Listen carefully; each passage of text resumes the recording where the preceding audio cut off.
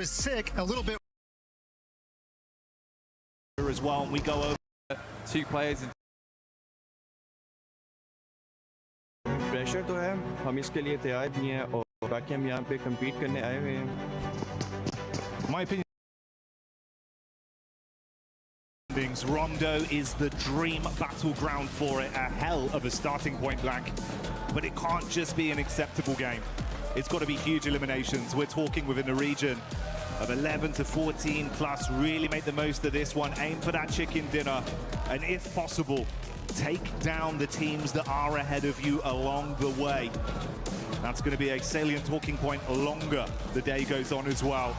If they're in the smash zone, you've got to stop them. Risk it all or have your dreams snatched away. Nongchin Red Force, E-Arena, both dropping out in the same position. We do have big old hot drop over towards Neox. Every team understanding need to pick up those points right now. Ida already starting alongside with Aura. It's going back and forth, but S2G also finding some points here. A couple knocks coming their way. But 2 eliminations so far, and only lost down. This is a good result thus far for S2G. The 2 Turkish squads going head to head here. Catch, trying to catch back up close and personal. Ooh, Kamikaze with the quick drop down. Subverts expectations on the pull.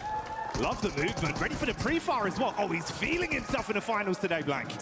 Ooh, just absolutely flubbed it around that corner there. Didn't really have much of a challenge. The faux pas coming through from Kedge.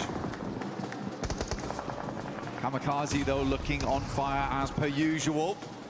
Picture in picture, we got Aurora coming against GodLike. Aurora not that far behind either to hit that smash ruling. Eren down, and Kamikaze keeps lighting up this stage.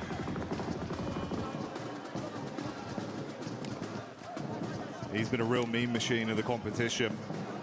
Great story for him as an individual with some of the plays he's been making.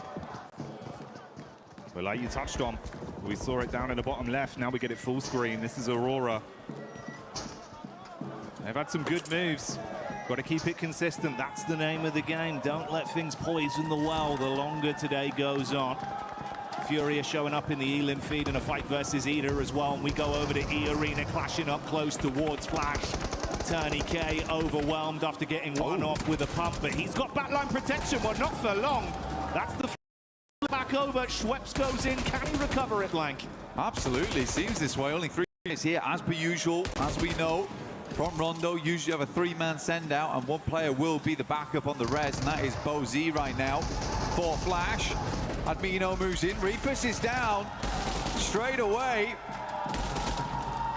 Some good shots off right there, leaving Aurora in a bit of a pickle. Only 2 players alive. They're over towards the north side of test track, but a good showing there from GodLike. IQ inside the building. That's Hyunmin. Gets sniped out by the M24 from AKOP at range. It's a beautiful shot. Nongchin wanted to first onto this a little bit further, though. Tizzy just playing on the lip of the window here. T24 down outside. IQ trying to play off his info. Bait around here just towards the other side. He's got back up in Falak. Oh, good pre-fire. Expected to peek. That one's going to do a little bit of chip damage, but he wants the whole hog. Charges back in. Door closed. Spams around. Upsets Falak on the peak, but the response comes back over from IQ. Charging him down with the SMG. Honestly, for Tizzy there, he's working no vest, no helmet, playing like he has got all the armor in the world. That's 12K, 6 bullets! Can't quite handle the jump out there. Tried to go for the drop shot on that one. So easy, is good to go though. Gets the players back up and in position. But this is all the way over towards Ryan. Right on the north side of the map, so a bit of a journey to go. OG also popping off over towards the likes of Alula. We take a fair bit of damage there, but Tizzy's back in. Nongchin Red Force, good to continue. E-Arena though, good start for them. We know that they like to flex out around Stadium, get themselves some eliminations where they can. Already started off in a good way over towards Flash. Those 3 points are further towards that smash rule. We have seen multiple times in international before, when we get to those finals, teams can't quite make it to get into that region of smash point on the second match. They got to be lucky. And if you want to be lucky at home, you got to join the 2026 PMWC Lucky Spin to draw for the exclusive set only available here for PMWC. And it may be lucky for those of you at home, but it's been good decision-making and some great gunplay for OG that's made the difference coming into the early fight here versus Alula and Ida, farming themselves up to 6 elims. That's what we're talking about for all these teams. You've got to have a big performance here. But none other are beating out 4 Thrives with the 7 they've been able to farm up after shutting down, of course, Nonshin Red Force in the cheeky plays we were seeing through the windows. 4 Thrives, bro. If they can keep this up, get that nice hot hand going early, Blank, you're already about halfway there, man. Just keep working on this. Keep farming up the elims. We've got a long game ahead of us. We're only 6 minutes into this game 1 on Rondo. It'd be the dream scenario to start the day. Climb as high as you can. The arena moving over towards Furia. They are isolated. Silence away. Ayala opens up in a big way there over towards Schweppes. Takes him down almost immediately, and that does make their lives much, much easier. Going forward, Tony K will ascend. Bullets been splashed against the wall there. So Ayala sends down, pin pulled. Ayala's going to make it confusing, make it difficult. Pin's put back in again. 2 players do step up to the plate now for Furia. The reinforcements are in. Isolated no more. Joker and Tony K will have to fight for their lives. Close quarters combat. Nay pulled, bounced round. Not going to deal any damage though onto the Furious squad. They know how to play in these sort of lobbies with this much pressure, with Smash looming over them. They can dig their heels in deep and start to stand strong, but it's one step at a time, and E-Arena are the first challenge for them right now. It's GodLike that are also just on the periphery of this, getting information for free with all the noise that's being exchanged between the 2 squads. Chief further back on the other side of the bollards, throwing the nades in as well. Kind of an interesting setup here, because they've got a big old split on over towards Testract and Neox. Very dangerous area to be in. So again, for E-Arena, you do have Schweppes as well as Mormon in the backlines in Stadium. They're waiting, poised, because they're sort of certain this fight is not going to go well. Require a bit of a sick play. It's a couple of plays from Tony K and Joker to get this working.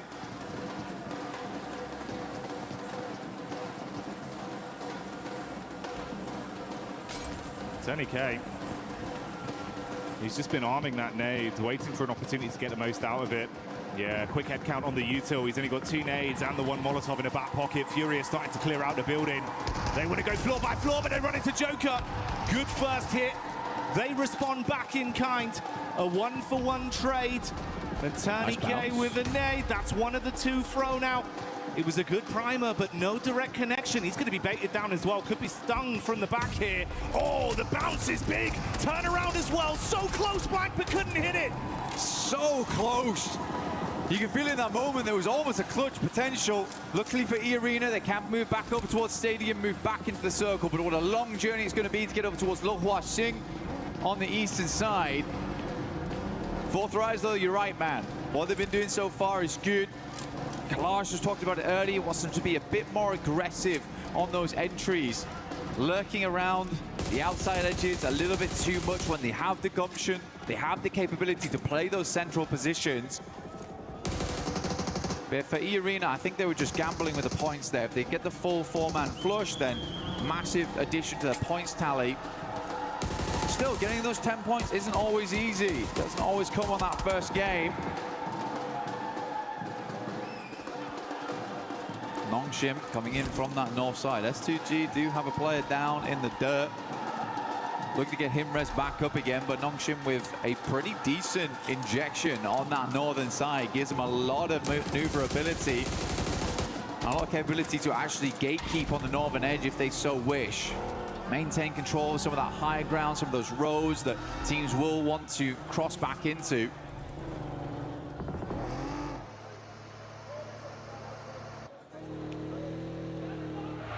And it's It's almost poetic. It's been twice inside of this game. We've seen STG and Ulf going against each other.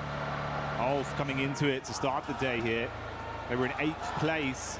I believe 61 eliminations over the course of the finals. Up to that point, they were in a pretty good form when it came to fighting. They've just got to maintain that pressure. 2 elims here. We've got the rotate coming over from Aurora. Furia out of the mix early though, Blank. And that's not what we expected to see. GodLike though, 10 eliminations. You can only imagine that full squad wipe over towards Fury came through from GodLike with a small assist from 4th Rise. Yeah, GodLike certainly trying to put their name on the map today, but it feels a little late for them at 67 points. They can earn those big rankings today. Grab some more cash on board, a bit more pride for the country as well. Overall, really big step up in that last day, which is why I was saying on day one, you got to give these boys time.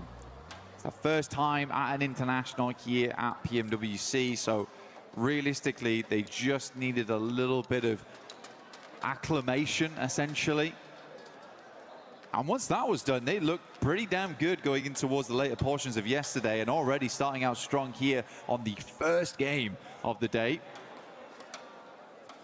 Circle continues to center up around Meiran. S2G controlling a very, very good spot. It has been good control over the center for S2G throughout the majority of games. Some very good rotates. I mean, Solke has been in the game such a long time at this point. And that veteran mindset is really coming into play here, where he's seen a lot of these circles before. He's seen a lot of these rotates. And he can really lead the team to victory. Yes, some of the gun skill maybe isn't there for this guy, but he's still giving it gas when needs be. I think Solke's had a great step up, considering the amount of time he's been in this esport. You've got a lot of talent on that roster. You can pass the baton to if you need to rely on someone for a sick play mechanically as well. So certainly armed for some good fights. Talking of which, Aurora getting line of sight over onto the Vitality migration as they wanted to make a move straight past. Few shots on target, resulting in them going down to a 3-man squadron. And it's Horror that also have a similar flight path back over towards the zone. I'm curious as well, bro, the push down from Nonshin Red Force, thunder-footed their way into the zone early. I was saying the consistency of this team looked good, but it's the fact they've turned on this aggression. They're willing to fight for a good position now, Blank. I mean, playing over towards the northeast side of Meiran, I mean, it's a bold maneuver, right? You don't try and play to hold out teams on the outer edge, but they don't get themselves too stuck into Meiran either. So they have accessibility to the rest of the zone. But this is a livable position in what is a bit of a dastardly circle. Now, E-Arena, we saw them coming in very late. They played over towards Stadium for a long, long time. Go over the recuperate after 2 players in Tony K, as well as Joker went down to the Fury a lot. Just on the heels, though, of OG. Mormon's going to jump out. He loves a scrap. In the meantime, the Elim feed's lighting up and the crowd's getting excited because GodLike, it looked like it was a struggle of a fight versus Ida, but they've turned it right around. They lose 1 player and are able to clean out the entire squad. So goodbye, good night, Ida. The second team to exit stage left in our opening game of Rondo. Whilst E-Arena continue to chase OG. Yeah, keeping it pretty cool here inside of E-Arena. Smash ruling always changes how these teams play.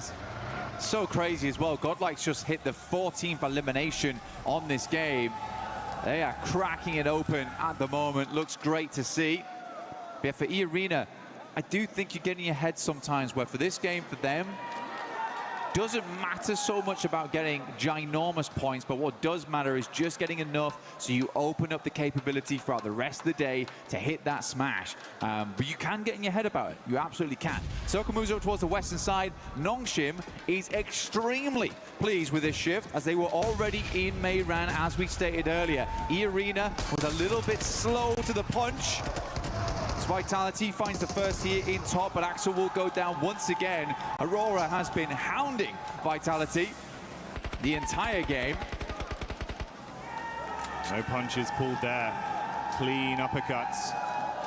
And with Vitality out, they'll be able to save their mate, get top back on his feet, recover from this. They saw the rotation from Hora, hard committing to get past them, now trying to get into the zone themselves. Meanwhile, Nonshin Red Force actually getting vision of their entry point, and they've instantly dispatched 2 of the players. They're pincered as well, Velula on the other side. So this is a ton of info for Nonshin and some extra points.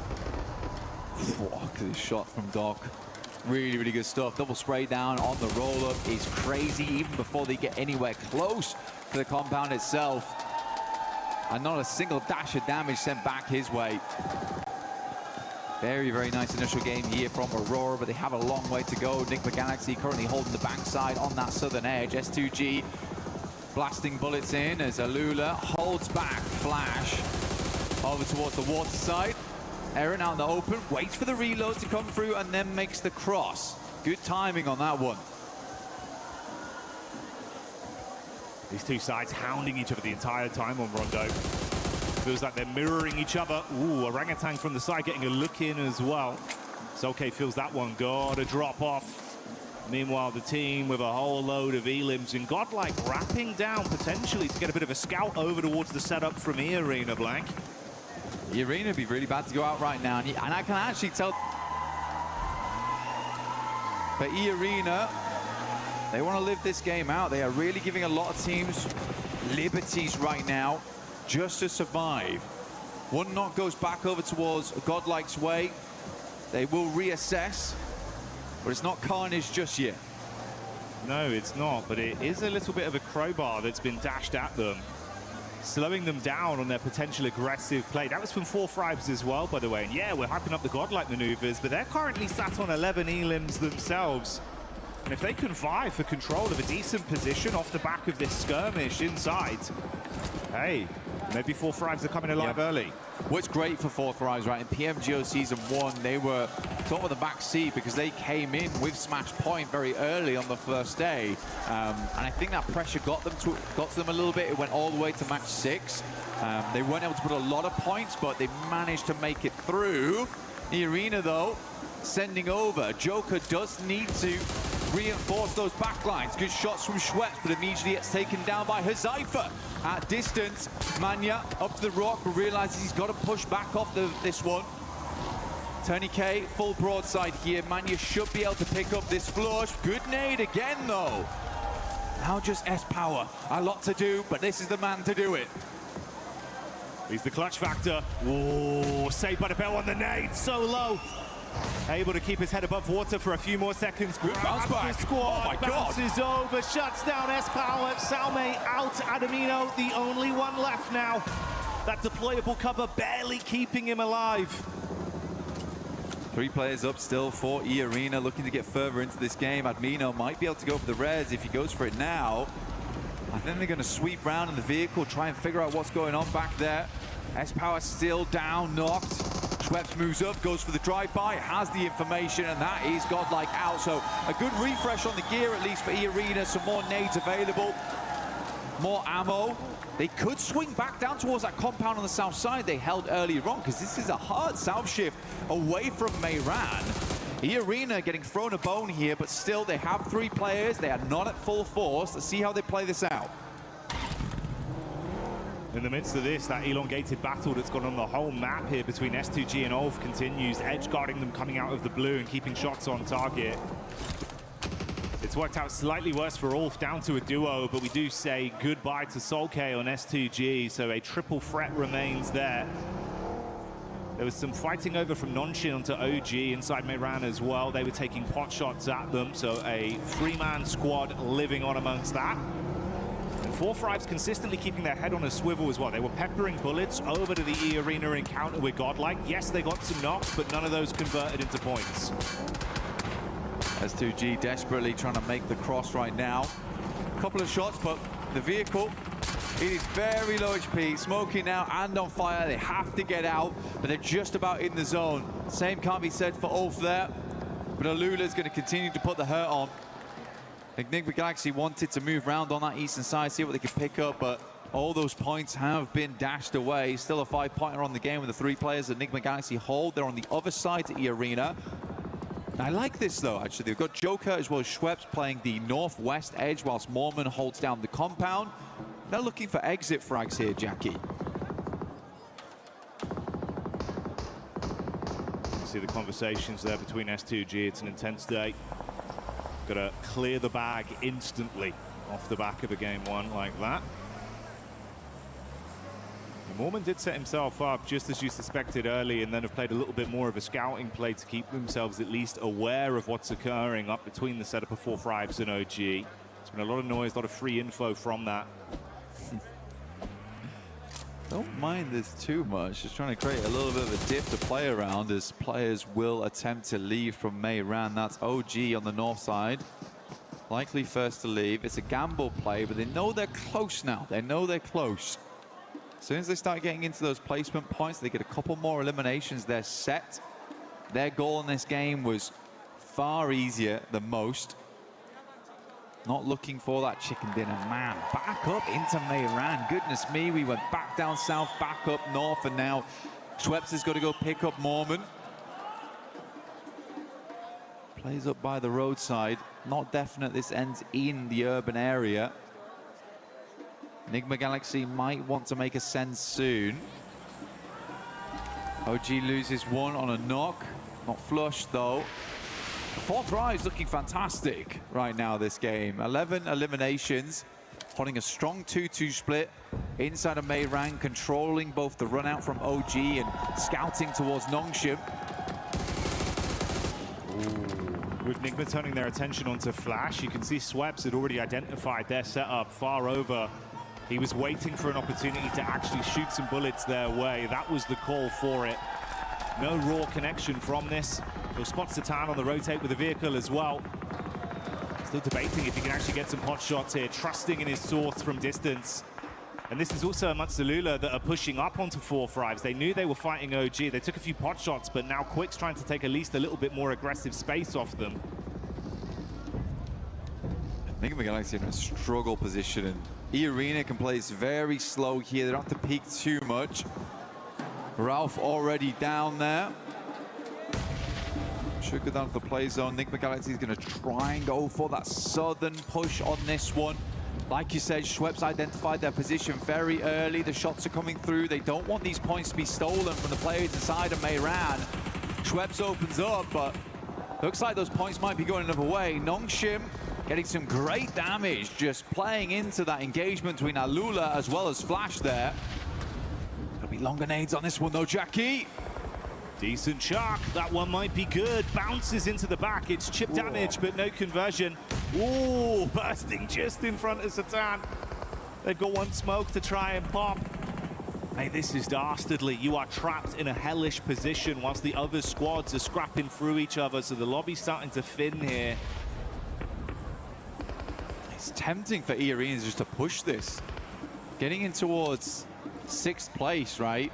Very close to that point with 2 eliminations. You could just sack your game here to go for it. Joker's going to try and get a different angle on this one, move up over towards Mormon, put some more emphasis over towards Mayran. If we go a little bit further south here, the game actually does open up for E-Arena mainly. 4-3s also have a good capability of leaving from this area. I wonder how many vehicles they've still got left with the tires in play. Yasser will take down Bozy, and that's the end of Flash. I mean, Nongshim Red Force has been consistently peppering that engagement, but it is Alula who's got away with the majority of the points on that one with 11.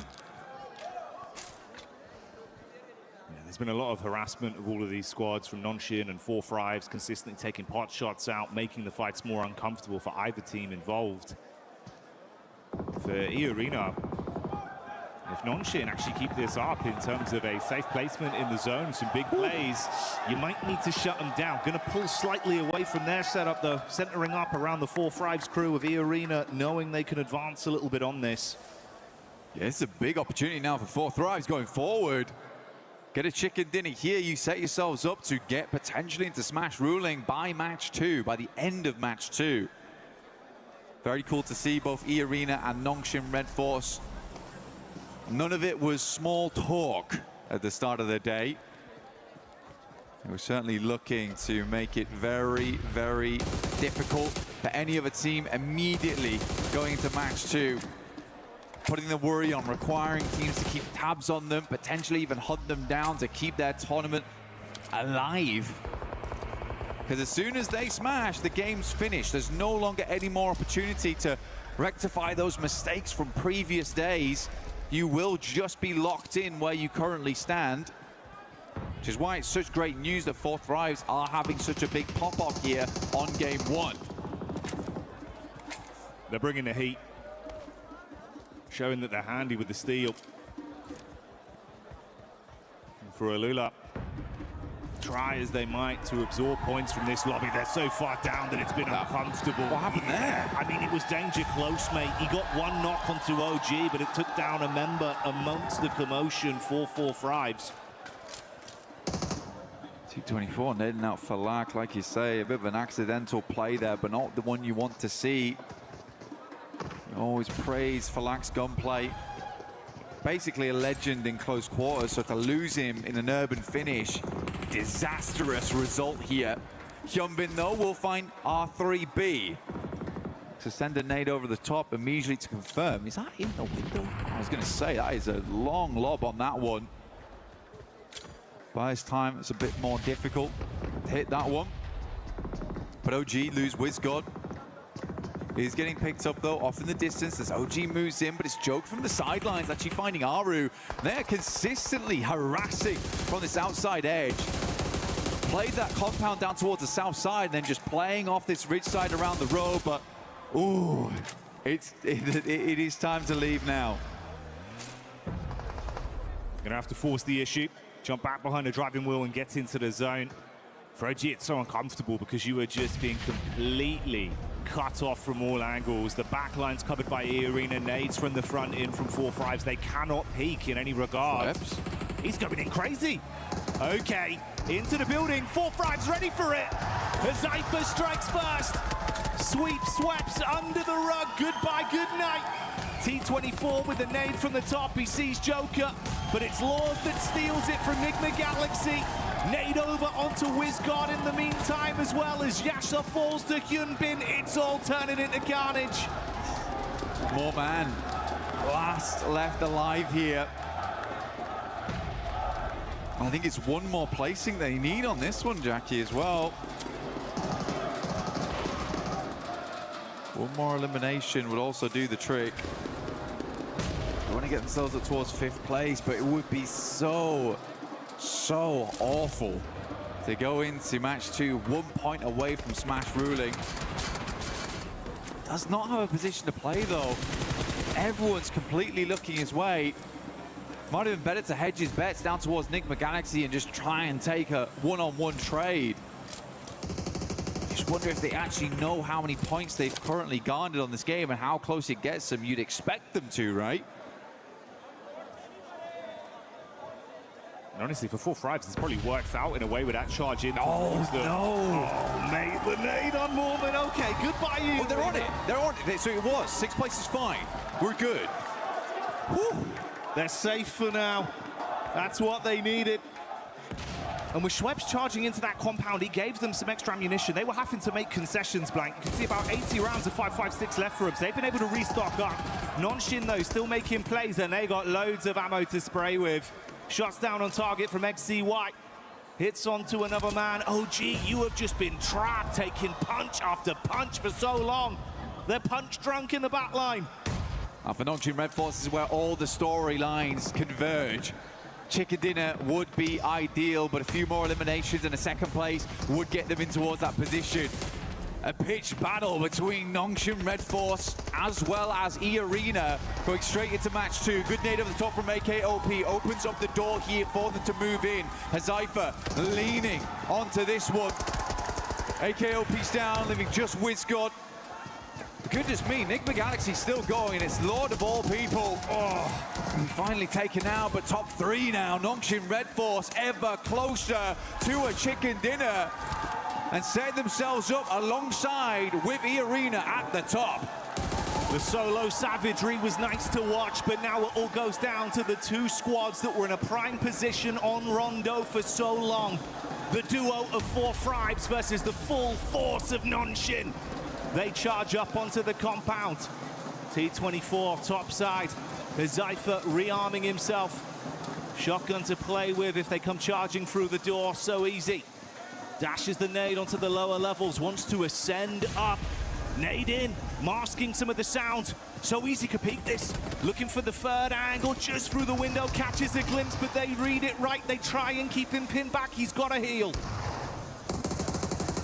XZY, got to be a good nade through the window. Good damage off the back of that one. The burst is lovely. The play zone will take down Huzaifa. And Nongshim Red Force start the day off with a chicken dinner. Can they grab another after this to close down the entire tournament? They've got Red Force, they've got dekh. This team looks good. Nonshin have seen red, and the aggression has come out when it's needed. Fighting harder, pulling out huge eliminations on Rondo, and still playing so consistent with their setups. I mean, a technical back-to-back as well from yesterday. Last Miramar into first Rondo. Nongshim is just a different beast coming into these last 2 days of finals.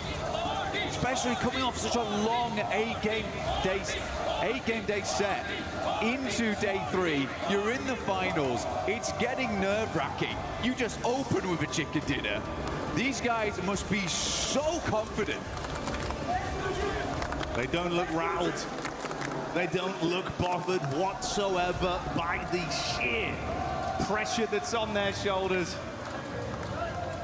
We know there's going to be a new champion, and Nonshin are eyeing up that trophy. They want it branded with their organization, their legacy. And if they keep this up, Blank, there is a decent chance they damn well do it. Just fantastic stuff. Good to see Nick McGuice as well. Lord stepping up right at the end there. Fourth Thrive's also making some more aggressive plays, which is great to see. They had some familiar faces. I think E-Arena panicked a little bit, but they just about made it right at the end there. Losing for lack for Fourth Rise was a fairly big deal, but OG also getting in towards a late game. Aru making some good calls that match. I think Nick Begaisi also was very... It's good to see the heroes back in action on every single front, from Spider-Man to Hyunbin and the rest of Nongshim. Heroes is the name of the game today. These teams have been heroes in their own right. For Nongshim Red Force, what a push to hold down Meiran and find their way to that smash zone.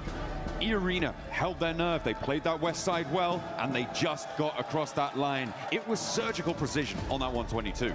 Surgical is the perfect word, because Rondo did not disappoint. Yeah, we got Spider-Man here to save the day, but we got two massive threats in the lobby now. We've got E-Arena and Nongshim Red Force that can end the tournament right here, right now, with one single chicken dinner. That's all it's going to take. We saw Nongshim just do it. Can they pull it out the bag again? But it's not just those two teams, as the desk, as Blank and Jackie were saying before as well.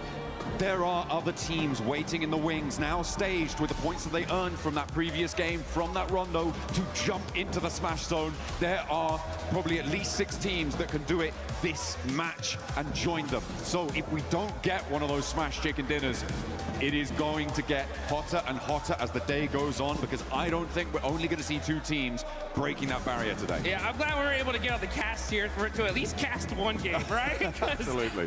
This is absolutely insane here. My hopes and dreams are coming true. Could we see 6, 7 teams in the smash zone with one single squad that could win it? That would be insane. At the same time, though, right? You gotta stop these 2 squads, because if E-Arena or Nongshim Red Force win right here, that's it. This tournament is over, and one of them is walking away with $500,000. Hey man, I caught Coach Pecco for Nick Galaxy on the walk over to the caster booth just now, and he was saying, I asked him, hey, you gonna target? And he was like, if we know it's them, things might get a little bit nice. Hey, you know, I can't say, but Yeah, I feel like that is the sort of situation where teams who are certainly below those top two will really hard commit if they find one of these teams in a fight. The third-party targeting will definitely be high on the menu for a lot of these teams. It has to be. It really does. I got a chance to talk to Knight, as a matter of fact, the coach from Furia, and because in Brazil, these guys have had so much practice when it comes to the Smash ruling. Furia themselves have smashed in multiple of their regional tournaments. So I was talking to them, I was like, hey, exactly the same question, right? If you see a couple teams in the Smash zone, will you guys go out of your way to take them out? And they said, well, at a certain point, we have to. You know what I'm saying? We know what's at stake.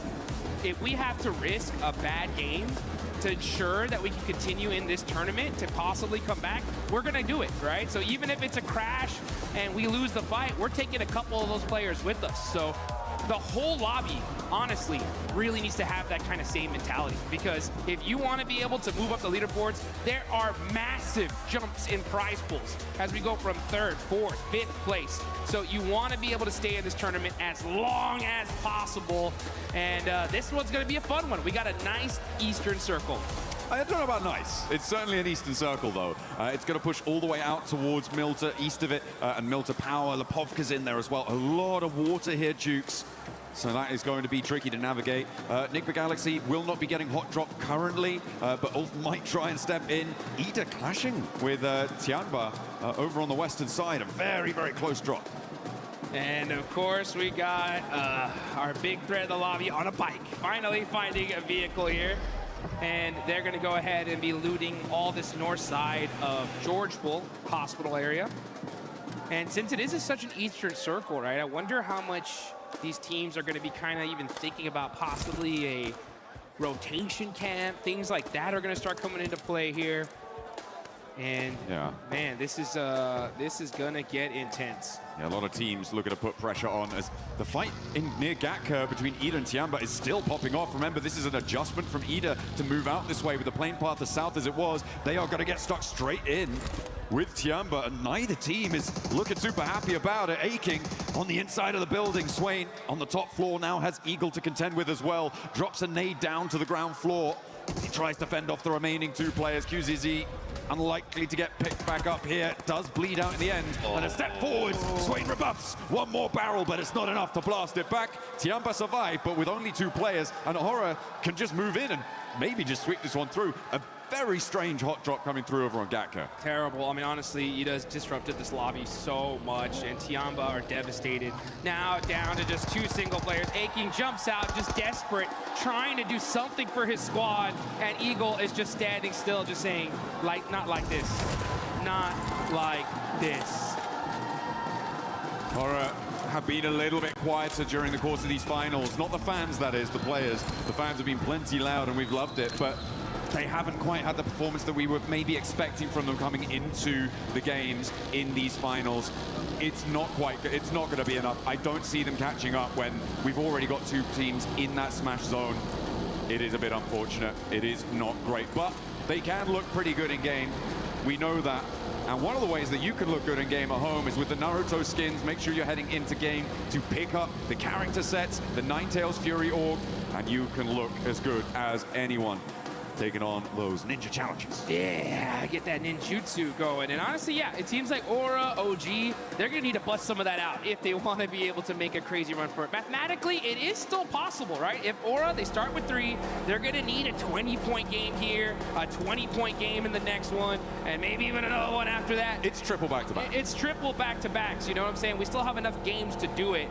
It's just going to be tough, especially considering that you got there's going to be quite a few teams in that Smash zone very, very quickly here. That's if this game even continues on after this one. So a lot of different factors to play out. The problem also is the fact that we get later and later into this tournament, the desperation is going to raise tremendously, right? So these teams in the mid-pack are going to even start playing hyper-aggressive because they're going to know, right? Their coaches are going to tell them, hey, man, look, you made it all the way over here to Paris, all right? You either get 20 points or this was all for nothing at a certain point, right? Well, that's, I mean, there's still placements on the line and all of that sort of thing. I'm just looking at the map at the moment, and I'm seeing that Nongshim Red Force might be in with their first fight in a moment, which is going to enlighten the rest of the lobby as to sort of where they're playing, what sort of conflicts they could be running into. A 2-2 split across Milta right now for Nongshim as they did not fully or firmly hold the bridge against Alula, so that crossing does come through. And that central glut of teams, and now they start to take shots. Alula in the hovercraft have plenty of armor to rebuff the first volley, but there's more still being flung down range, and it's going to have to divert them on the long road. They find the knock, and there's the flush. Nongshim Red Force extract the first point. Wow, okay, so they end up getting a point on that. Pretty wild. And Alula are in this next circle, down a player. The thing is, though, if any team nearby happen to hear those shots, they know where Nongshim Red Force is now. So that is going to be a factor, but they are in a really good spot for this circle for now. I mean, teams should be aware, right, of where they're playing based on the fact that it was Alula that they knocked, and Nongshim Red Force generally going to be in this sort of location. They'll know that Alula are coming up from Novo. So it should be a pretty certain bead on it for a lot of teams in the lobby, but nobody is likely to send out this way. Maybe Aurora could try and crash into it and cause some problems. Vitality are actually holding the west bridge, which is interesting, over on that ferry pier side of things. So if Aurora decide, you know what, we're not going to go over to that east side, we're going to try and break west, Vitality is still lying in wait for it, which I'm not too sure about. I'm not sure if I like that. Yeah, it's going to be tough here as you got some pretty wild rotations here. Speaking of wild rotations, we got Enigma Galaxy rocking their 2-2 split. The same again. Same again. You know, I actually talked to Ralph a little earlier this morning, asked him like, hey, you're going to continue to do it? They're like, yeah, you know, it's worked for us in the past. We're going to try it out. We've noticed that on the west side, had a little bit of unluck with some pretty crazy pushes, but we're going to give it a shot here, and we'll see if it pays off for them. I mean, they did win a chicken dinner from a circle similar to this, on a rotation similar to this. Obviously, it was a different lobby. It was a different time. We were different people, Jukes. We were so much younger. We've grown so much. Yeah, exactly. We've come so far, but they're going to look for that regroup at some point. Getting through for that regroup is really the difficult part that we've seen for Enigma Galaxy on this regroup rotation. Getting through the glut of teams right now, I'm not too sure how that's going to work. They may have to go on the boat, maybe head up all the way north of Lepopka and go all the way around. That would be, I mean, maybe not sensible, but possible, certainly. It's difficult, and they are going to get on the road right now to see what they can find. E-Arena are also starting their move in from South George. As we can see, we're on board of them, just passing the north side of school to head towards the center of this circle as it centers up on that Milter Hill near prison and mansion. Rotations are coming as we are zooming in to Erangel. What kind of circle we're going to get here? All right, just beautiful center up, very typical. A lot of these teams were expecting this, and they got it. Now you see Enigma Galaxy, right? They're going to be on both sides of this circle. It's going to be very difficult for them to get to their teammates here, so we'll see how this pays off. But we still got some teams still trying to get in this zone. E-Arena pushing in super late because they land over there in North George. Aura still in Severny. And you got Vitality going on the other bridge here, so they're going to be super late in the circle as well. Yeah, Vitality's still on the west bridge. I don't like it. I think this is way too long. You're overcommitting. No one's turned up. Not too sure what the game plan was there for Vitality. It's not the same team we saw from their stages. Sad. So Yeah, unfortunate. It's the same thing we saw in PMGO too. Yeah, it's a big drop-off, which I'm sad to see. Enigma Galaxy, they get their back duo caught up in a regroup, and this is exactly what I was worried about. It's only going to be Lord, his vehicle's on fire, and he goes down because he hops out. As it's on fire, they lose their back too. I guess, yeah, Ralph, keep doing that. See how that works out for you. Yeah, I saw his player cam, and I could see he said, what the heck? You know, oh, what happened? How is this? Why are there players here in the middle of the circle? How did I get knocked? What? Oh, that's crazy. That's super unfortunate. The 2-2 split, man. I mean, losing players like that is so rough. We'll see how it all continues on, though. That's if we have another match after this, because Nongshim Red Force are on the south side of Milta, full squad, looking dangerous. On the other end, you got the other Titans of the lobby, E-Arena, holding down the north side. So both these teams able to secure a position as a full four-man team. A vice grip on the circle right now, and our teams will look to try and slip that. This is a replay on Lord getting knocked. You can see he drove up. It was actually the hop out that got him. He'd already taken enough damage and hadn't slowed down enough. He hopped out of the vehicle, kept that momentum, and it was the fall. He hit that ground a little bit too fast. The ankles. Just rolled the ankle, man. Of the ankle. And now Coops and Satan have to do it all on their loans. And it's a bad time. It's a bad time. I feel like it may have worked before. Teams maybe weren't necessarily expecting something like that, and they weren't looking for a duo to be rotating in such an early fashion, especially because they know, oh, well, these players haven't lost, so it should be a full four come from there. But there's been enough games now when Enigma Galaxy have done this that teams should be like, oh, yeah, that's what they do. Let's just clamp down on that. You know, it's one of those strategies that I don't know whether to be. It's just one of those strats that's just like, okay, it's different. You know what I'm saying? We don't see one of those bad ones. Yeah, I've heard of those. It's bad when it doesn't work, right? That's the thing. Is like, if it does, it's like, wow, maybe more teams should try this out. But after that, it's like, I think we just stay together. You know what I'm saying? It's just unfortunate, especially considering that they're in 5th place, man. If they would have got a 20-point game here, boom, they would have been in that smash zone. Let's see where this next circle goes, though. And things are going to start heating up because we get a nice center up. Arena are going to be over there in Lipovka, so they're going to have to fight their way into this next circle. But like you mentioned, it is a vice script right now. North and southern side is where the big threats lie. In the middle of the map, though, you got S2G, you got Enigma Galaxy as that duo. They had 4, right? It is what it is. But you got Team Flash on that ridgeline, too. That is a very, very strong spot. They can be able to hold a lot of real estate there. That's true over on the east side, but I feel like they do need to move into the west edge of it a little bit further, which is exactly what Bo has decided to do there. They have to transition forward. The 3-building compound that sits sort of in front of them is viable, but it can be very difficult to hold against teams up on the north, especially if you get crashed. Multiple angles can crash onto it as well, so a little bit tenuous when you have to leave that ridgeline for Team Flash. For Nongshim, they're going to play nice and isolated on the southeast side. Remember, it's not big point-scoring games that are necessary. That's not what's going to be weighing on the mind of Nongshim, of Arena. It is just that chicken dinner. Be the last player standing. That's the only thing that should be running through their mind right now to try and secure that tournament title, the global stage glory. That's interesting. That's an interesting thought. And I hope it doesn't change their play style, because I'm thinking back to PMMI where Tianba had such a massive lead, and they kind of implored that same strategy. Like, hey, let's just put up some basic points. They had so many points, as long as nobody smashed, they were going to win it for the most part. But they changed play styles, and they paid the price for it big time, going from what we thought was going to be an automatic first to like 3rd place. So yeah, we'll see how Nongshim, who definitely learned from that, if they're going to replicate it or play the game that got them here in the first place. 4 Thrives in that last match were able to ignite those afterburners, send them into the stratosphere on the point scoring. And now 4 Thrives want to keep that pace, but they're kind of cut out on this northwest edge. They are boxed in by that prison cliff area on the east side of them. They're going to have to pick a direction and commit. Towards Vitality may be a good idea to start, but you've got GodLike behind that, and maybe Ulf on the top, on the lip of those prison cliffs could be a target as well. But either way, it feels like a third-party target. I can't lie, I'm so hyped for GodLike right now. After seeing that Rondo match, they put up so many points. If they would have won that fight with E-Arena, they would have, who knows where they'd be on the leaderboards here. But they put themselves in a good position. They're still in 10th place, 72 points. They're going to go for the back-to-back chicken dinner. They realize it, like, hey, we got to get it done here.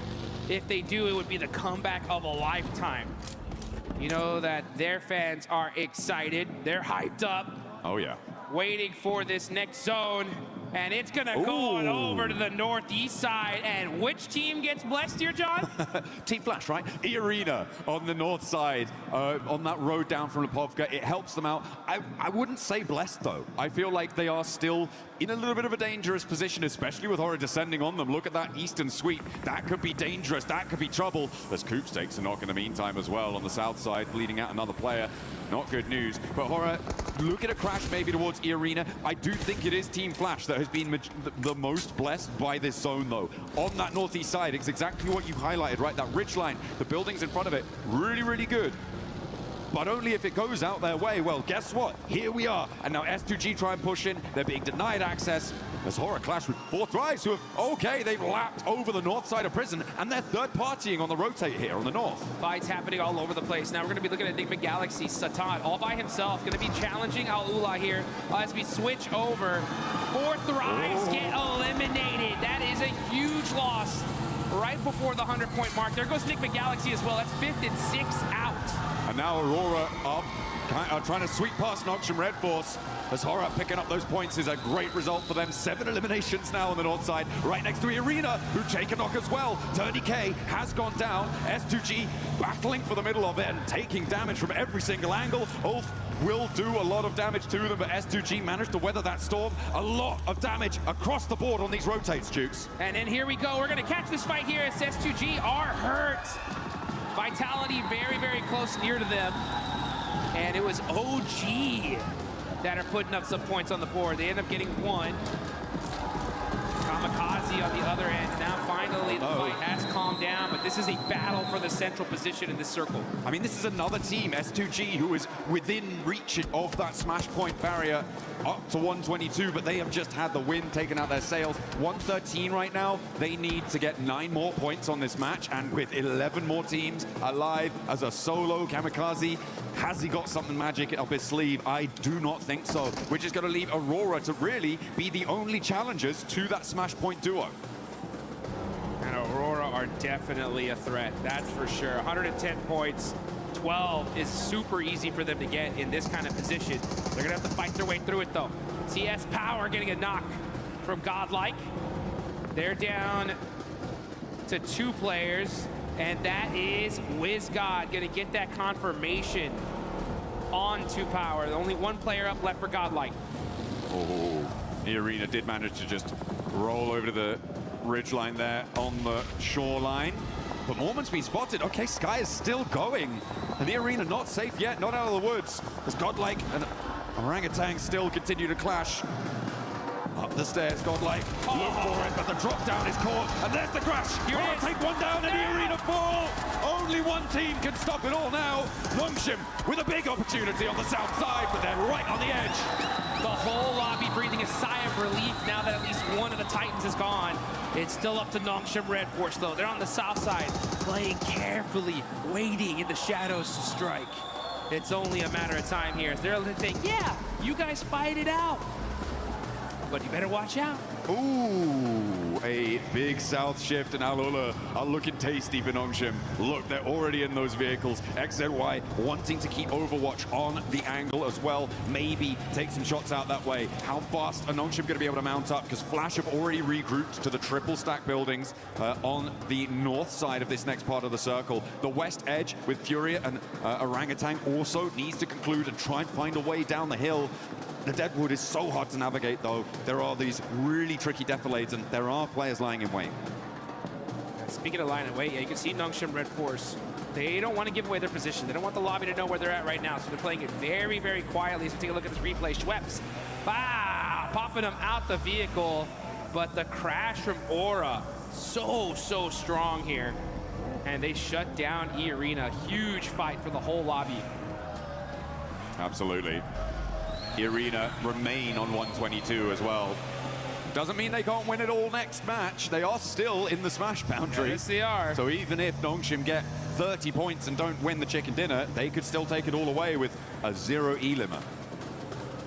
Aurora want to put themselves in the smash zone here now, though. Oh, yeah. Here they go. They're going to start pushing, trying to find a position. They got the Wizard Tower.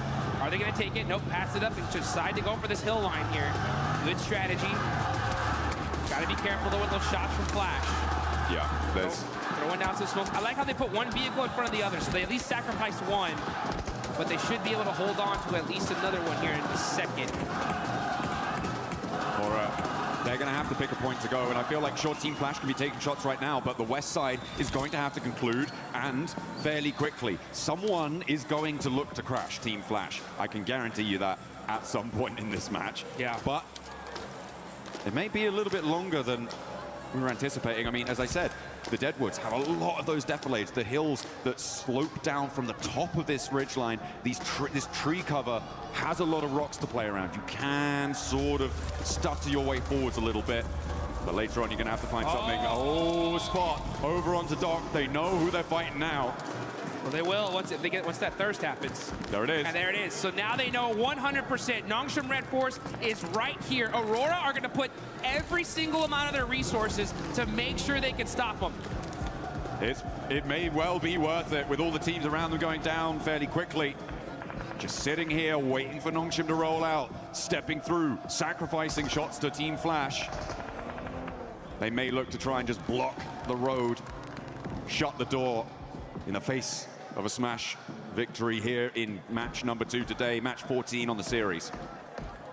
To be fair, this is going to be a very tough win for Nongshim to get. They're in a really, really tough spot here. They are on the edge of the circle. That broken wall is covering them for now, but this next zone is going to make things interesting. But here we go with a huge battle. It's Fudia versus OG. Fudia in 8th place right here. They need the win. Oh, that nade looks good. That should get a confirmation. It doesn't, some way, somehow.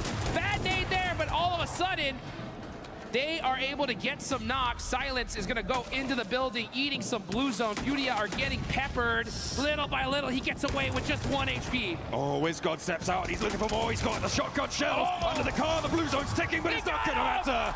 WizGod strikes back against Furia, but now Horror here, and he's got a sliver of HP to play around with. They'll know he's here, and Fear rolls over the top of the hill. WizGod, what? He didn't see him. He should hear that. No! With his back to it. Will take the shots, but not find the knock. And he will be put down. In the meantime, the roll-up from Nongshim. And they're off. Here they go. Nongshim Red Force on the rotation, trying to find a spot in this zone. Tires get popped. Team Flash knocked down Tizzy. It's up to the 2 players from Nongshim to end this tournament. XZY trying to regroup now on the back. The reloads are coming through, and he may be able to sneak his way into the dip. And Aurora now have Nongshim set before them. A gauntlet to run through, and then one that they will charge in headlong. Nades first. Zul, Reefus, and Top wants this retribution. Draw this game to a close without a Smash Point victory. Aurora throwing an absolute bombardment onto Nongshim Red Force. They know they're the threat. They're going to use every single piece of utility they have to finish this team off once and for all. Not able to find those other confirmations. Vehicles are getting moved out the way, though. That's the coverage that Nongshim Red Force desperately need. Looks like they're playing a little game of ping pong with that car. Ooh, but Aurora starting to suffer as well. They have to move forwards, and now they're in the firing line of Team Flash. It may well be enough to stop Nongshim from winning the game, though, and that seems to be what they were trying to bid for. All the while, by the way, Kamikaze is still alive, so can't discount him just yet for getting the points that he may need. It would be a very long road, though. Hyunbin and So Easy now find the final blow, struck to the heart of Aurora, who draw their game out on 113. No! They will fall to no Smash. Not here, not now. We're gonna see a game 3, folks. Get excited, get hyped, because now's the chance for a lot of these teams to start pushing their way up the leaderboards. How far can you go here, though? I mean, for Team Flash, this is a golden opportunity to jump up placement points, to jump up and get a little bit more cash under the belt, be a higher ranking finisher. They have all 4 of their players alive. They're looking pretty chill. As I said before, S2G do have the slimmest of opportunities. For me, it's Kamikaze needing to grab some third-party points off a fight that Team Flash has. Yeah, he's just trying to sneak it enough points to sneak his team into that Smash zone. Any point matters, though. I really got to give some major love, though, to Aura. Look at them. 13 eliminations. This team is trying to make a comeback of a lifetime, and this is how you do it. Got to get this win, though. Anything less is not going to be enough for them to make that race to the top. I mean, even when you do get it, it's still a long, long road for them to try and find. For Kamikaze, he needs to profit 6 more points on this match. Those can come from either increasing placements or getting eliminations to join that Smash Point bubble. But this next circle comes in, it's not going to have him in it. It does push Flash into into a few of their locations, but it looks like they've spotted him. Kamikaze is there, they roll up, he's put down, and no longer do we have that storyline. The battle at the bottom of the tables rings true for the final four here. This is huge. Everyone's trying to move up their placement here. Like, again, this is a massive prize pool. Every single placement up is big money in the bank.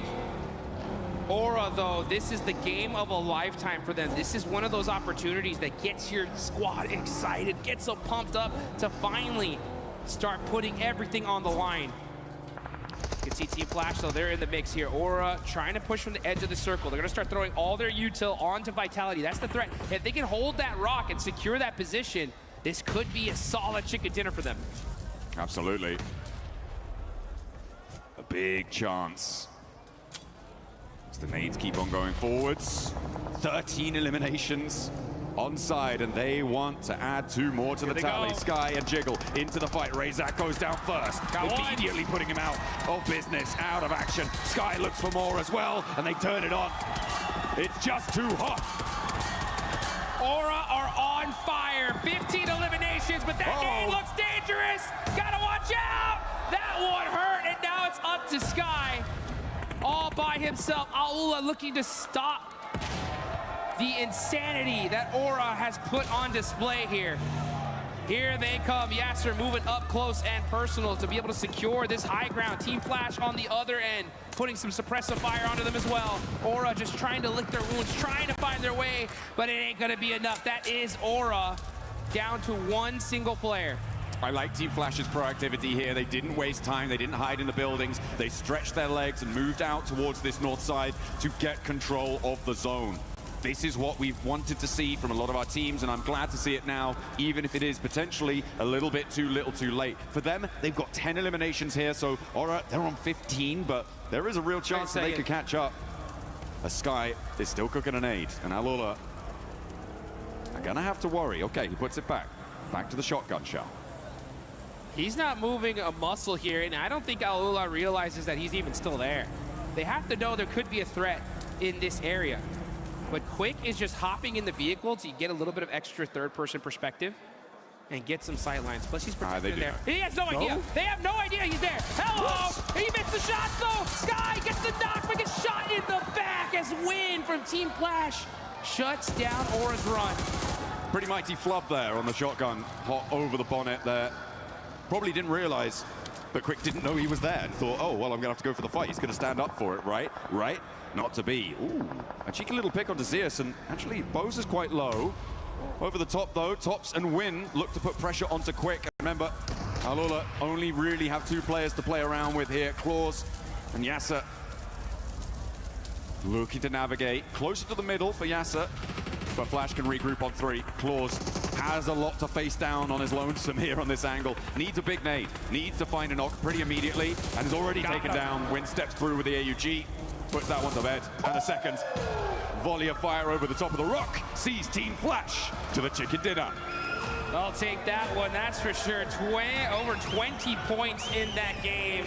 A massive one for them. I guarantee you, their coaches, everybody was telling him, right, hey, this is what you need to do if you want to make a run of it. And this is a start, right? This is a start. It's still a long road ahead, but now the road is there. You know what I'm saying? It had to happen in this game, and they got it done. That's what you need to do. When that clock strikes, you've got to hear the call and step up to that plate. Unfortunate that Nongshim and E-Arena couldn't really get much further into that one. That Aurora hold on the eastern side, it stopped them really from being able to break out in the way that they wanted to. Flash were an incredible suppressive force over the course of a lot of that final set of circles, so really, really great stuff from them. But yeah, it could have been very, very different if Aurora had played that slightly in a different fashion. For sure. I mean, unfortunate for them, super fortunate for the rest of this lobby as we're going to go into one more game for sure. Now, as far as teams that are still within that Smash Point threshold, I believe it's still going to be the duo, right? It's still going to be the 2 teams. But another opportunity in this next game, right, for more squads to be able to push their way on up. As we're going to take a look at the replay here, Team Flash, great job of being able to finish this game strong. Win especially, just boom, putting the nail in the coffin. That's how you do it. I just didn't want to mess about, you know. He knew. Let's get this game's over. Come on, come on, come on. Let's go next. Let's go next. Keep the pace. Keep margins. And a room that's getting rowdier and rowdier each game that goes by. But we'll focus on the here and now, the present that is the fact. We've been presented with a third game here live from EWC.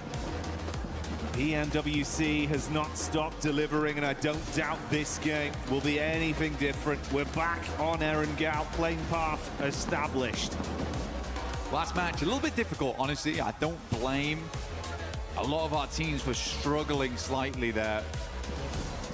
Very, very southern playing path to start things off. Awkward drop spots, awkward rotates, quick switch out towards the eastern side. Not an easy game to confirm a chicken dinner on. This time around, really, really gentle playing path, straight across the center. No one's complaining. Everyone's had a lovely in-flight meal, and we are ready to get going again. Being spread across the entirety of the map, so a lot of room to rotate, Jackie, but where's the circle?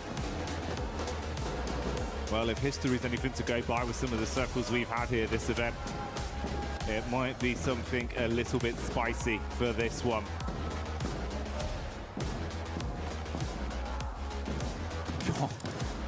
It might be, might just be.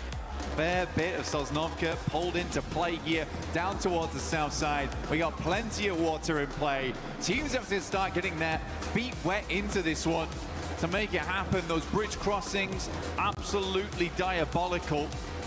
Aurora, also tough decisions. S2G, bit of a menace team to run into on that eastern side, but Fourth Rise have been consistently oppressive over towards the west. So hard decisions need to be made for this squad. They're getting vehicles, likely will loop down towards the south side of the map. They've been praying for a southwest shift on this one. Over towards farm, Nongshim Red Force will get moving. Planting those seeds of destiny. Hopefully get themselves another chicken dinner today. E-Arena far out over towards the northwest side, South George. Long distance on this one. And of course, for those of you at home that don't want to forget the event, make sure you get stuck in with that Naruto in-game event that's been going on. Pick up that awesome Ninetales Fury org and try and make plays like some of the best we've seen over the tournament. One of the best right here on our screens in Mormon. For E-Arena, he has been the man. Seriously good stuff from him. So many clutch plays, so many moments where it felt dire and Mormon was able to pull it back for the squad. Looking to do the same here in the final day. They've already achieved the smash ruling. As it was said earlier on the desk, the only two teams to currently do it, but I do think that that will change after match 3 if we don't end it all here and now. Right now you have that serene sense for E-Arena as well as Nongshim Red Force that there is only one other squad in the lobby that could beat you to the punch.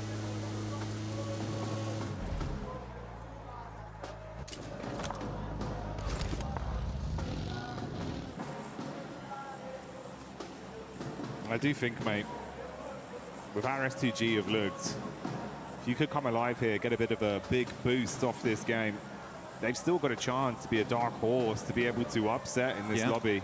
And I think we saw some of that talent yesterday when they were fighting under so much pressure as well. In disadvantaged situations from distance, Amzi G, he was popping off. There's a lot they can do, bro. You know, we touched on Kamikaze an awful lot over the event, but I think it's that duo that brings so much firepower. We'll see what they got this time. Hamzi as well as Kamikaze looking great. And for S2G, they're a team that's put up quite a lot of chicken dinners so far, actually. I think they're currently on 3. Looking to break that record, though I think it will be difficult today to do that, since get up towards 5, and by the time they get to 5, they should have also just won at that point. That's a smash. So possibilities of broken records ruined by the format for them. But I do think they would be happy with the win, regardless. Yeah, I don't think it'll bother them too much, right? Yeah, so for S2G, certainly a possibility here. Only 6 points on this game that's needed for them. For Aurora, we are looking towards 9. Enigma Galaxy is going to have to be a bigger match. 22 points on that one, which is almost certainly going to be a chicken dinner. But yeah, a lot of teams looking to breach that smash ruling as we come into match 3, which is where it always gets stressful. Hot Jukes, a little documentary style, earlier on today was saying that he'd love to see 6 teams towards that final match, all vying it out for the chicken dinner. I felt like a lot of times internationals do go to that 6th match no matter what, and even in PMMI, ooh, for Nongshim Red Force, oh my god, he's alive. For Nongshim Red Force, he did go to match 6 when they got that smash. Satan immediately peeling off there for Nigma Galaxy, but they are in close contention with 4 Thrives, who are exiting from Ferry Pier and Yellows.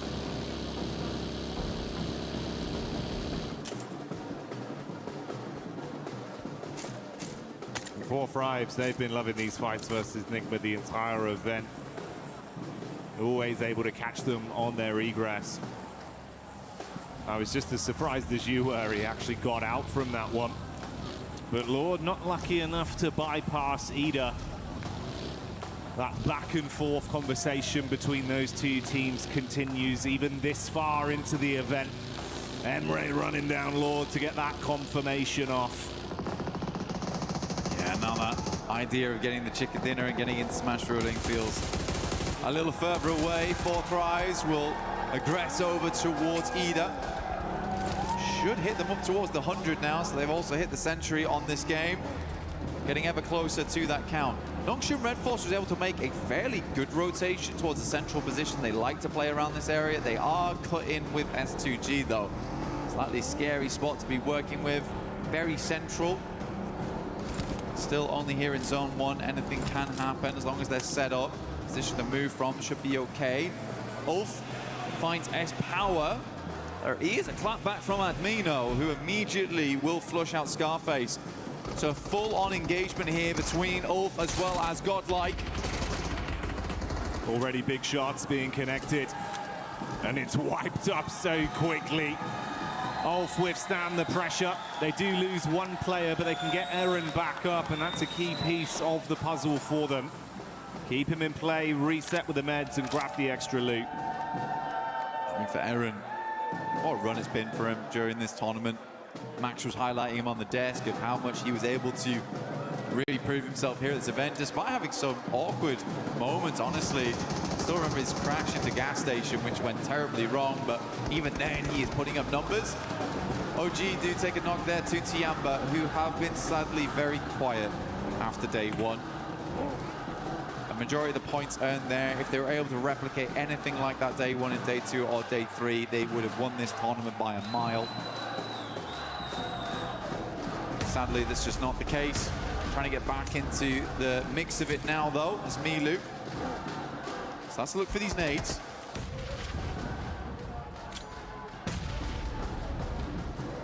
Maru on about half HP there. AKOP in the back line. Ooh, nice arc from Milu. Milu, the madman, when he's feeling himself, he can do so much damage on a battleground. He's got back up from the boys. If they can get out of this one cleanly, maybe they can at least try and ruin some of the runs for the other squads above them. And Milu keeps it going to get that flush as well, so that will remove Aru. Hard cut him out. Blue coming in to make it a bit more suffocating between these 2 sides. Quite a few nades already expended here from Tiamba as well as OG.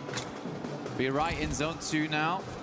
Blue starts to tickle a fair bit. QZZ gets a bit panicked there, will drop a couple of shots through and then immediately send in Milu. He's just going to prime the nade. That's a nice one from him. Good patience. Lets it go through. Is he going to peek this onto AKOP? It's me. Does not care in the slightest. Friendly fire. Denies the point. Oh, yeah. And they're going to bounce around, make sure they clean up on that one. Trying to snatch away some of the earnings from it. Good to see Tiamba, though, getting a bit of fanfare back from the crowd and big plays from Milu. I think he was sat on about 11 elims off the back of 3 games back on day 1 as well, mate. He's a killer, that's for sure. Tiamba lucky to have him. Great to see him back on the team again. Some subs came through yesterday, Shallow in, Milu out, but looks like he is ready to play today. Gameplay looks clean. For Nongshim Red Force, hard rotate up towards that north side. We've got dip in play, but not fully. At least we did confirm away from the south side. A lot of the water got cut out immediately. A hard shift over towards the northwest, and an easy rotate now for Tiamba to actually get in. There's Catch popping up in the Elim feed. Couple shots over towards the Furia squad. Furia that have been a little bit more shaky today in some of the battles we've seen. Hasn't been as cutthroat. We'll see if that one results in a bit of a flush. Seems like they have grabbed Igor's backup for now, so he'll live on. Nongshim just ahead of the Aurora crew that have made their rotation over the bridge left of Novka. Oh, are they going in for this aggro? Aurora might be looking just to swing on the coastal side, deny as much sidelines as possible. Top though, playing an anchor backstop here, taking some good shots. There is another play here alongside him with Doc. Hamzi G at distance, also watching, so this is a dangerous rotate here for Aurora, because even if they get down towards the beachhead, S2G might have a sightline with Hamzi, and we know just how good Hamzi is at distance. An eagle eye on him. Nades go through, but so easy, brushes them off. Dirt off the shoulder for so easy. Can't keep this man down right now. 3 of their nades invested, so draining some of the early offensive utility, but it looks like they've still got a good supply, at least on Doc, with 5 in the backpack. Meanwhile, Arena pushing back up over to Waldorf. Ketch trying to catch an escape plan. Dives behind the driving, but it's not quick enough as Joker will adjust his crosshair and find that one on the exit. Mormon takes a knock back over. Bit of a disjointed Irish exit there from Ulf.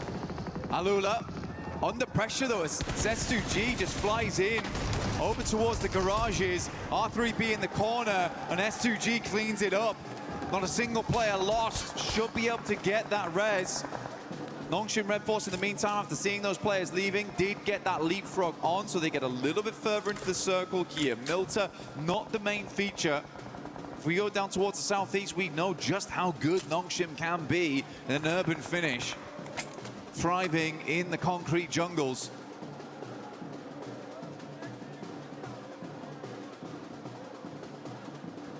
So no overcommit.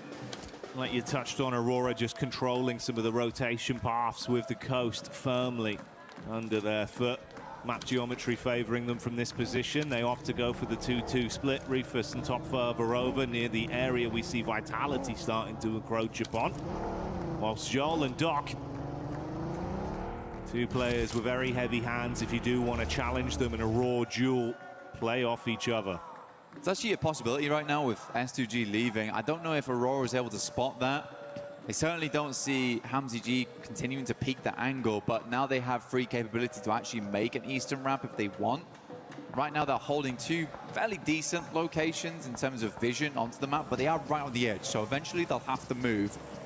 I think likely what's going to happen is they'll wait for zone 4, make a decision from there how they want to rotate in. But there's a lot of free space over towards the eastern side, and already Doc is going to scout it. Yeah, that's exactly what I thought was going to happen. Get a little bit further up, realize that actually this space is kind of open at the moment for us to get a little bit more of an eye in towards the circle. That's the kind of premium real estate that man like Doc's going to instantly sniff out. He'll be confident enough to rep himself to take control of.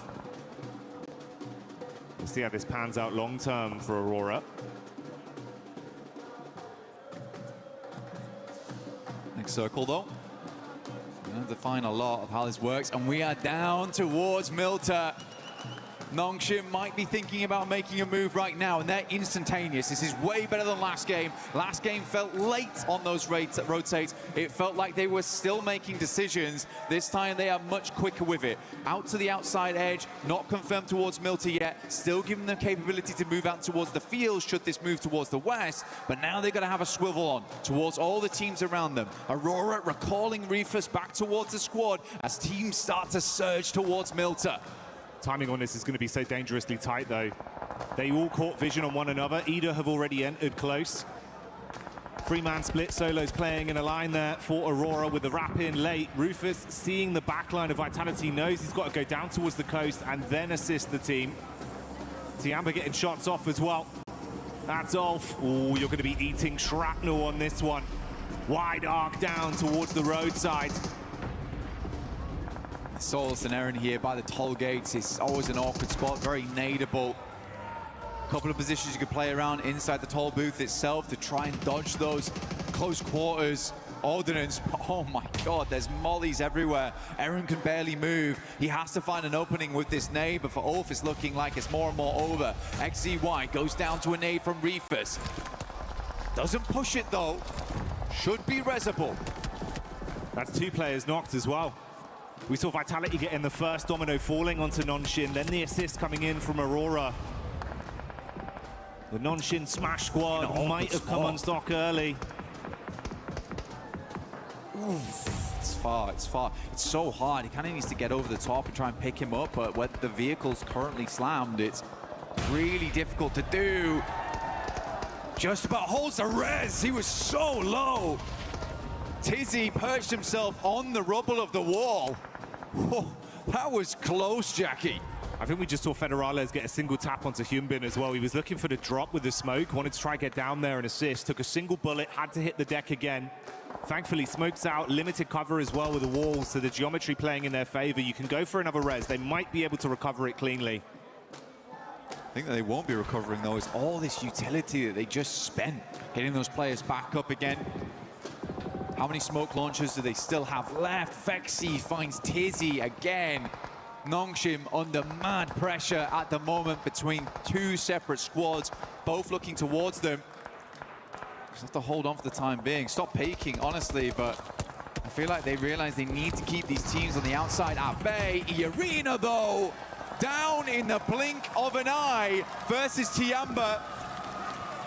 Another team on Smash ruling out, and Tiamba survives as for just. Eagle inside. As always, the lurker looking to play medic for the rest of the squad here. He might be the eagle, but there is vultures swarming the skies around him. Other teams realizing there's been a lot of damage done here. It's a risky pickup with a position he's in. Luckily, he's got some cover from the vehicles to try and save his mates. That's Aura, though, with Jiggle getting one of them confirmed off the back of the damage that was done. So they do go down to at best a three-man squad post this pickup. A lot of teams need to move. A lot of teams that actually fully confirmed though towards Milter now feeling a little bad about this one, which is exactly why you see Aurora playing on this edge down towards the south side and Nongxin not fully moving in. So 4 Thrives, they've got to extricate themselves. Flash have also got to pull themselves out of this one. S2G a little bit safer where they play around the warehouses and they can move up over towards that top side, move playing over towards Toll Booth later. But it's Aura right now who actually own the majority of the space on the northern edge. 4 Thrives opening up over towards Aurora as they move. That backline in is good to at least take some of the heat off. Force attention turned back onto 4 Thrives from Aurora. Vitality have just been really running interference from this angle as well. If there's a peek up from Hyunbin, they're harassing with shots. If they can get LOS back over onto the coast of Aurora, it's punishing as well. For Nongxin Red Force, they know the shots came from Vitality earlier, so this is sort of the team they need to deal with first. The one thing I really worry about for Nongxin, though, is how exposed the vehicles have been this entire time. You got to imagine that wheels are blown out, if not vehicles fully exploded. They do have to move further in towards the circle, likely will be on foot, unless they can find some kind of vehicle in the near future. Vitality's going to go for a mad rotate over towards the northwest side. They hear the fighting, they notice that Nick McGallisty's down. This is a good opportunity to go for. Vexy helping from the back lines. Really like this push from Vitality. Ralph's on an island. Last man left alive and not breathing for much longer as Razak will find that adjustment back onto Nigma, so they go down. Vexy's been good as well at providing some overwatch for this squad. Showing up when they needed him. Fury are on the move close by, shots from either side, so a lot of information garnered towards them. They advance further. Silence and Co pushing up with the vehicles, going to peek over the top of the rocks. There's Tiamba in the distance, nades being thrown onto Vitality, a backline potential. Igor goes in, big sprays. assisted by Silence. 4 Thrives taking some damage as well. The Pepper back onto them. Fury's going to move in on this, like you say. Igor's already on that front line. The rest of the team all stood alongside him now. And Vitality find themselves in a very horrendous position. Nades from Tiamba going a little bit wide here, trying to angle these through the smoke. That one should be on target. Easy cleanup. Tiamba grab themselves 10, 11 eliminations on this match so far. Much more reminiscent of the past, and Milu's already on 4. Furia playing with that confidence and aggression we know they've got as 4 Thrives buckle under the pressure. Furia shutting them down in the close range combat. And Nongshim, after turtling for so long, finally knowing Vitality had been taken out of the picture, they can make a move. They're just wrapping around to where Aurora were. This is interesting, trying to get rid of Aurora, actually. Only one player here in Reefers, potentially they've noticed that. There's actually a massive amount of space on this western side that they could clear. Tiamba's a 3-man, Furia's down to 2. Circle moves up that way, leaving Tiamba with one of the few remaining positions, and we are on toll booth. Oh my god, what a circle to end on. Ooh, deep nades. Reefers casting that one out. Back nades as he advances to try and create a little bit of space between the teams. Distant shots coming in from Tiamba. He's got to hit the deck, but that's not the only squad you got to worry about. Lost from S2G, gets a sight line, and goodbye Reefers. The only thing is just like kind of flashbacks to last game where there is a massive capability of moving west on this one for Nongshim and clearing up towards that north side, having all that space. You'd imagine that they saw the amount of teams that moved into Milter.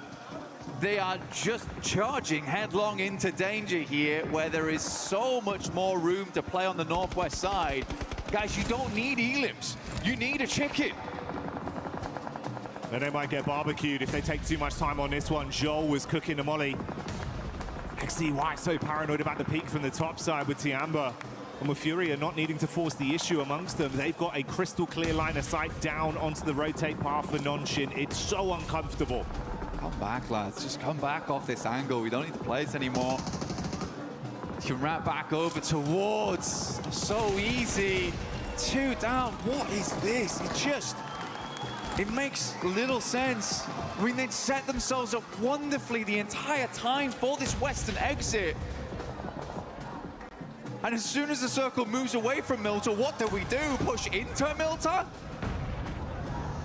The panic's there. Paralysis by analysis. The zone takes away one of the members, and we're down to just a duo. Aurora Core on their exit as Lost will be able to continue playing powerfully off this angle. XZY thankfully given a few moments of respite as he runs to try and find any cover at all. Kamikaze from S2G, we talked from the start of the game. They have just about hit that 122 now. So they have hit that smash ruling going towards that next match. Another team steps up to the plate. They've done enough here, even if they go down. Looking to take down Ida regardless. Hams, ooh, what a shot! Reaction coming through clutch there, but Kamikaze, as always, the backbone in the team. Standing straight and keeping S2G in a position to recover from this. Quick reactions from Ida, but a shutdown play that will let S2G fight on for another day. Flash, though, getting eaten alive by Hora. Wrapping down the ridge, the nades bouncing in. Tops is down. And Kamikaze scanning to see what more points they can steal. Hora on for a big game here, actually, Jackie. Looking to push themselves further in the rankings. Only 2 eliminations so far, but so much more to grab here as most teams are bruised and bleeding coming into these final zones. Tiamba also having a good time of it. Nades going over the top here from Nongshim Red Force, rolling down, and we are directly on top of Toll Booth now. That's okay falling. XZY getting the tags off. They've been under constant pressure the entire time. It's not clean. It's awkward. Not even a helmet on so easy here anymore. Mate, you're playing with a bare minimum. Concessions had to be made, but a nade could be coming their way. Lost with 2 left in the back pocket. The first one thrown in looks good for the bounce. Oh! Oh, see ya! Double bouncer. XZ White is down. Comes to the end of his line there. Nongshim is floundering at the moment. Confusing moves. Win though from the backlines will get the backstab, but immediately spotted out by Lost here. S2G absolutely have done enough, but they're looking to push further into this game, as is so easy. They're trying to send a message with this one. It's not just about what they needed to get into Smash. They want to prove that they can be the big dogs in the lobby. Response back over them. Hamza G eating the nade from Hora as Hora are lighting up the sky. Explosion after explosion on top of the Turkish team. They are stuck on the ridge and cannot advance. Backline attack from Tiamba from way over the other side. And Tiamba keeping the pressure on. Trying to get that pick up in. Lost with limited space to play off. In comes the nade. Oh! Sky makes it work and S2G go down. S2G blown sky high behind the tree there. Let me introduce you to the biggest dog in the lobby. Hora on the northeast side. So easy. With barely a hope in this match, but still hanging on. Furia dashed by the roadside, leaving just Hora, Tiamba, Nongshim Red Force in this endgame. For Nongshim, the best thing about this is that even if there isn't a smash win, this is keeping them contention for the top spot, at least. It's going to be big for the placements. And is there a chance of some sheer shenanigans from So Easy? He's crossing his fingers, mate. But you've got a hard task ahead of you. This guy's got him. Has to have him here. Just the peeks over a little bit. So Easy's trying to hide his face behind the barest of pylons, behind this railing. It is just not high. Come on, he has to do something. Oh, they've smoked him. Hang on a minute. Cheers, lads. I really needed that. He's tucked in behind it. There's no real angle from the backside as well from Tiamba, so it just depends. I mean, if Hora go for the hard force over... This is mad. Yeah, this could get cheeky quite quickly. CP would have burned down as well. The vehicle... Oh, it's all going wrong! So Easy on the peacock, good for one, and Tiamba assisting with the shots from the top. He's going to try first on these as well. Hora on the assist with an unreal smoke. Mollies go in, nades go wide, and he is out. Tiamba will clean up. Nongshim were looking to blot out the sun on that one with a surprise plays, but it's not going to happen now. And Hora solo remains with the advancement of Tian, but the nade goes over. Sky got a backpedal. Runs back to whatever cover he can find. Can he trust in his source on this one? Holding the peak, ready for the shots. Eagle gets knocked out of the Sky. QZZ with a reposition as Sky advances forward with a shotgun in his hand. Nade being cooked by Milu, and this man don't miss. Good damage. QZZ falls over the second, and Tiamba is back. What a fantastic game. The three-man inside just felt like these guys needed a little bit of confidence. And that star on the match reinvigorates whatever light died out in Milu on day two. It is back on now, and it is blaring. They started that game as they meant to proceed. The aggression was there. The despicable nade plays from Milu that always give you that gut-wrenching feeling of how does he do it. Continued from start to finish. The shots are on point. And a pathway begins to present itself. Hora's got to be mad at themselves, though. Imagine just smoking off So Easy. The smoke into the tire pop on the career down the hill. Oh, but... They really did careen off course there. Looked so good up until that point. Covering their angles, clearing their spots out. So Easy, he was mega confused. I would have loved to see his face in that moment. Pure shock, he's like, is that the nade moved away from me? He's like, wait, actually. That's the smoke, I can pass that. Nice, that's great. I didn't have one of those before, you know? No utility left, but they gave him what to be nice, and then Tiamba with the perfect timed nades. Man, so good. There was a small part of me that thought that So Easy was going to clutch up. Small part of me. But I am glad it was Tiamba. Oh, yeah. Tiny percentage, but it started to get a little bit bigger with how things were going. But hey, a Tiamba win is a very exciting prospect. Such a fun team to watch, Blank, bringing the heat in finals. They're just a fast-paced team, and I think what we've seen them from before is just a little bit of that sluggish gameplay where they weren't quite able to make those plays, and they've been desperately banging on that door, but it's just been not going down. And I think Milu right there just put a foot through it. So it looks good. It looks way better now. They're pulling off those maneuvers too. So yeah, great work to Tiamba. Really, really happy to see it. And it was, I think for me, it was fantastic to see these guys happy. Yeah. I think that was my favorite thing about that win. It's nice to see him smiling, nice to see the success story of how they're playing. And mate, you're right. I think if there was a door there, Milu not only kicked it down, he just destroyed the entire house. He's just a whirlwind. Yeah. Came through, blowing everyone away. And mate, I'd love to see that. I hope that continues. I hope it does continue as well. For Tiamba, it's not over yet. We haven't rung the bell. They might have been uppercutted, but they have got back up again. The count did not finish. It's scary, no? Going into these final matches, we've got 3 teams at match point right now. It's S2G, E-Arena, as well as Nongshim. Nongshim's been making some crazy decisions. E-Arena, sadly, on the other hand, have just not been able to eke out those performances so far. It's felt a little bit timid from that team. S2G, though, I think this is a worrisome squad to have in that top 3 because they could just light it up at any moment now. Unless the pressure gets to him, which it seems to be the case for quite a few of our teams. Well, yeah, that's kind of the contrast we're painting there for E-Arena, right? Where it feels like you had some flash-in-the-pan moments, but now it's come to, you just got to follow through. It's not happening, whereas S2G, we know they can strive for greatness. It feels like championship mentality is going hand in hand with their aggression, the way they're approaching these lobbies.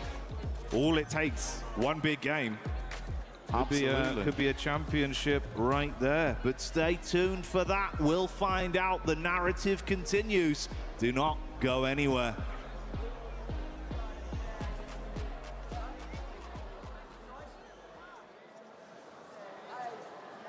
Human body was built to move.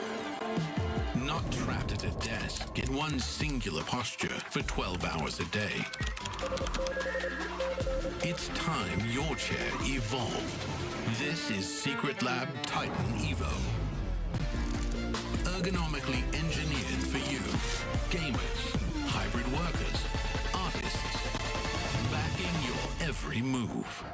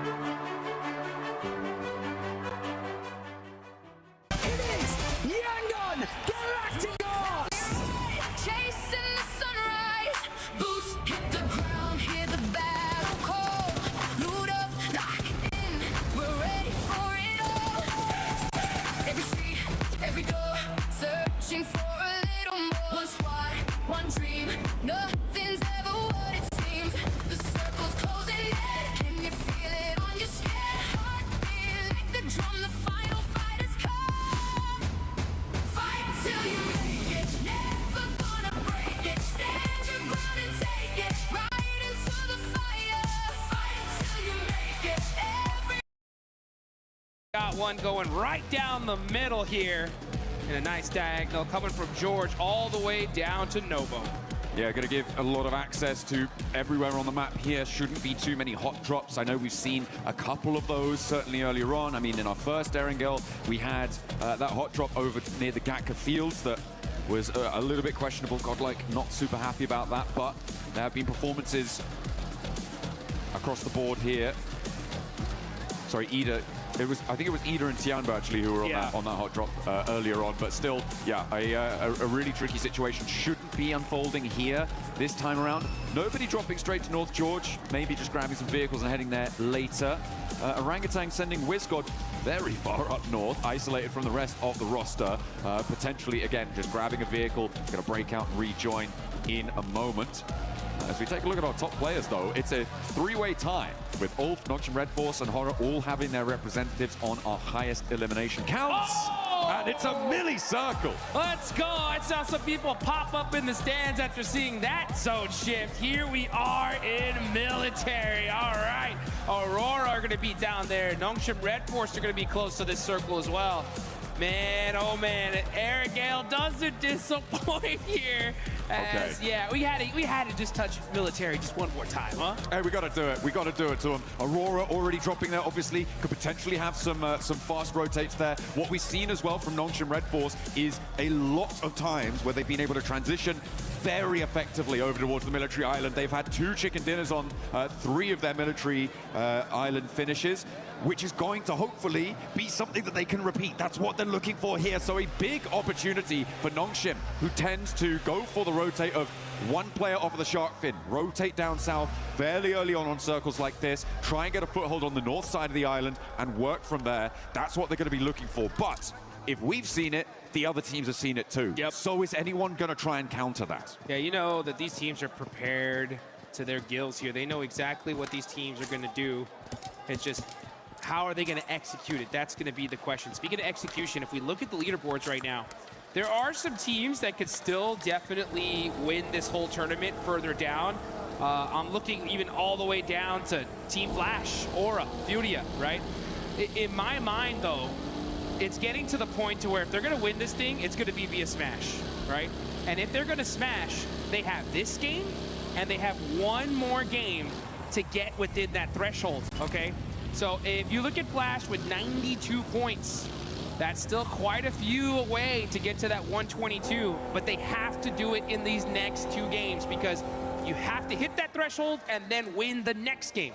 Absolutely. I mean, from 12th down, I feel like it is pretty much done and dusted for the title, unfortunately. 74 points, putting you really, really far behind of that Smash threshold. Unless everybody else in the entire lobby stops earning points and you just keep going on a points victory, maybe. But still, I'm not too sure about that one. So for 12th down, 48. Yeah, that's 48. I'm having a bad time thinking about their prospects moving on forwards, which is unfortunate. But there are opportunities for the rest of the lobby to keep that ball rolling. As you say, Flash really very much on an outside chance. I feel like anyone below 7th place is in that same boat, right? Having a really, really tough time, and even in 7th, 6th, and 5th to boot, it's going to be really rough. It will necessitate a chicken dinner in this match. Yep. To go across. This is that Noxian Red Force rotate. Here they go. To tune in with our teams in the Smash zone. Noxian Red Force now across to the military island. S2G went very, very quickly, which makes me question how much loot they're going to have on board to try and hold this. Noxian took a little bit longer to get across, which is going to give them some more power, some more backstop of utility of supplies. And Aurora, of course, dropping over in that military base. They're not in the Smash zone just yet, but they are the team that is closest to it. Only 7 points behind right now. E-Arena, they're still in South George. It's very likely that they're going to take a long time to go for this rotate. Yeah, super unlucky on the side of E-Arena. They've had to do the longest rotations in Erangel all day today, and I think that's why we've seen them not have as much success as normal. But this is a perfect zone for Noxian, right? They're going to have the north side of military all to themselves. They know this side of the map like the back of their hand. Enigma Galaxy, in the meantime, starting to mix in a little bit with Ida, a team they're super familiar with as they battled with them in Pachinki at the start here of the finals. I mean, it felt like, Ida were across the bridge a lot earlier than this. They just did not have a setup. No. So, Enigma Galaxy getting across pretty much for free on that location is a great result for the squad. They are, of course, 22 points behind that Smash bubble, which they'll need to try and push past in the next, as you say, 2 matches. Yep.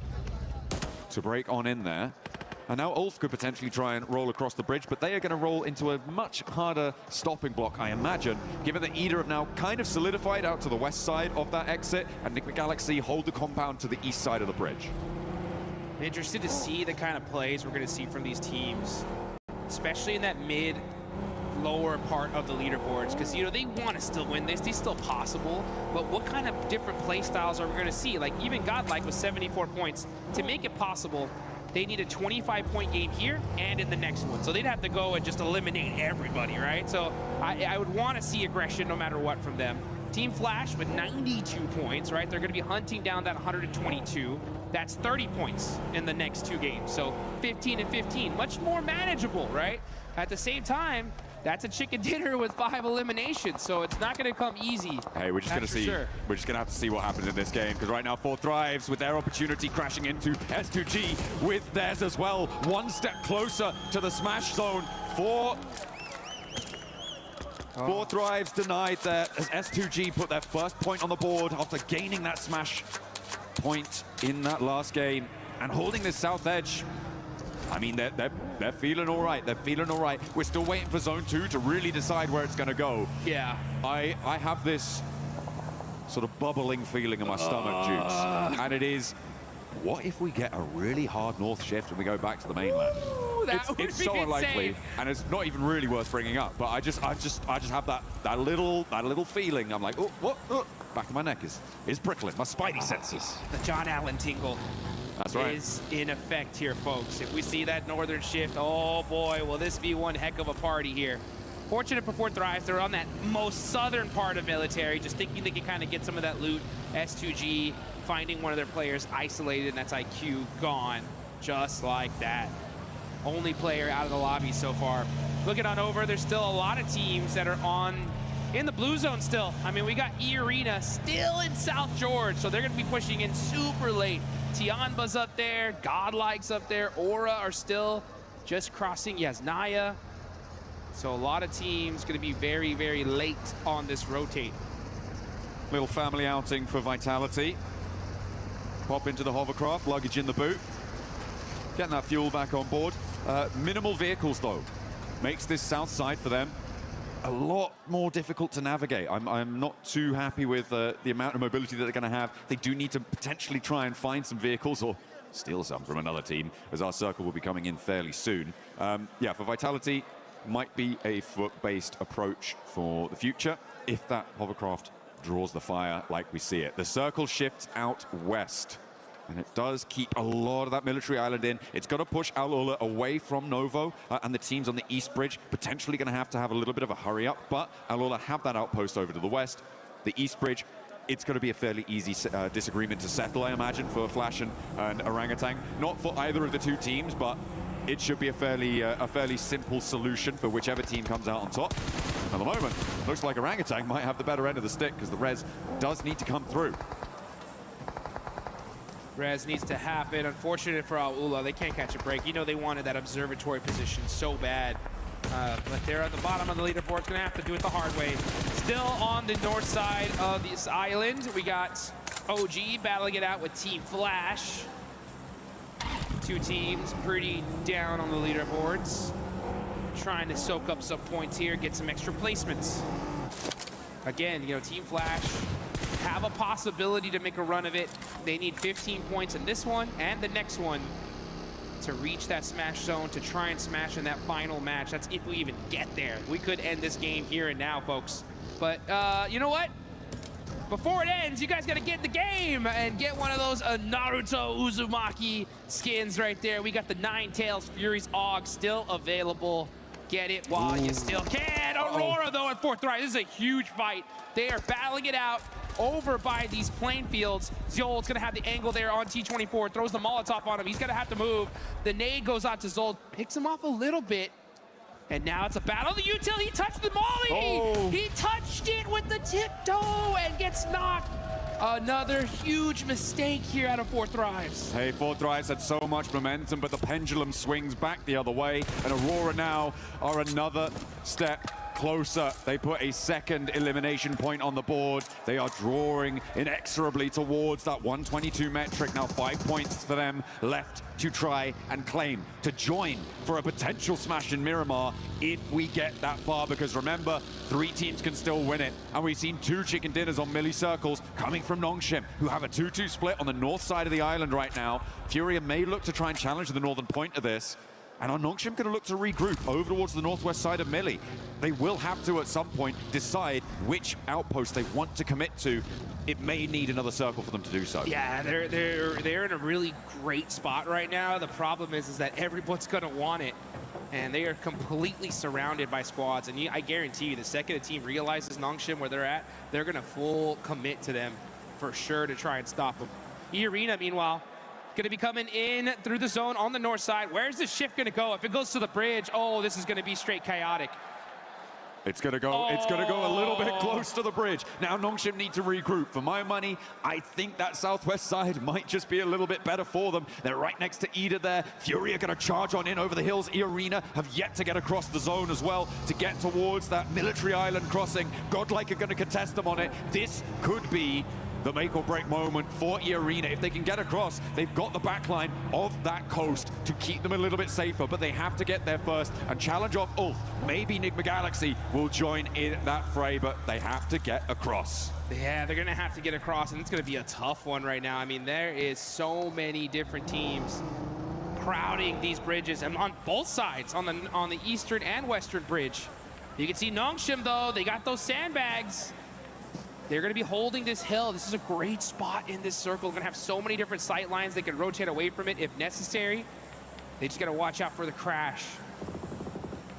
These guys are set up for this one here. I'm not kidding. They are the biggest threat in this lobby right now. It's crazy. Nongshim in a command point in this circle with the chance to smash this away. Put another military victory under their belt as well would be incredible. What a way to close it down. But they have got a long way to go. We're only 12.5 minutes into this game.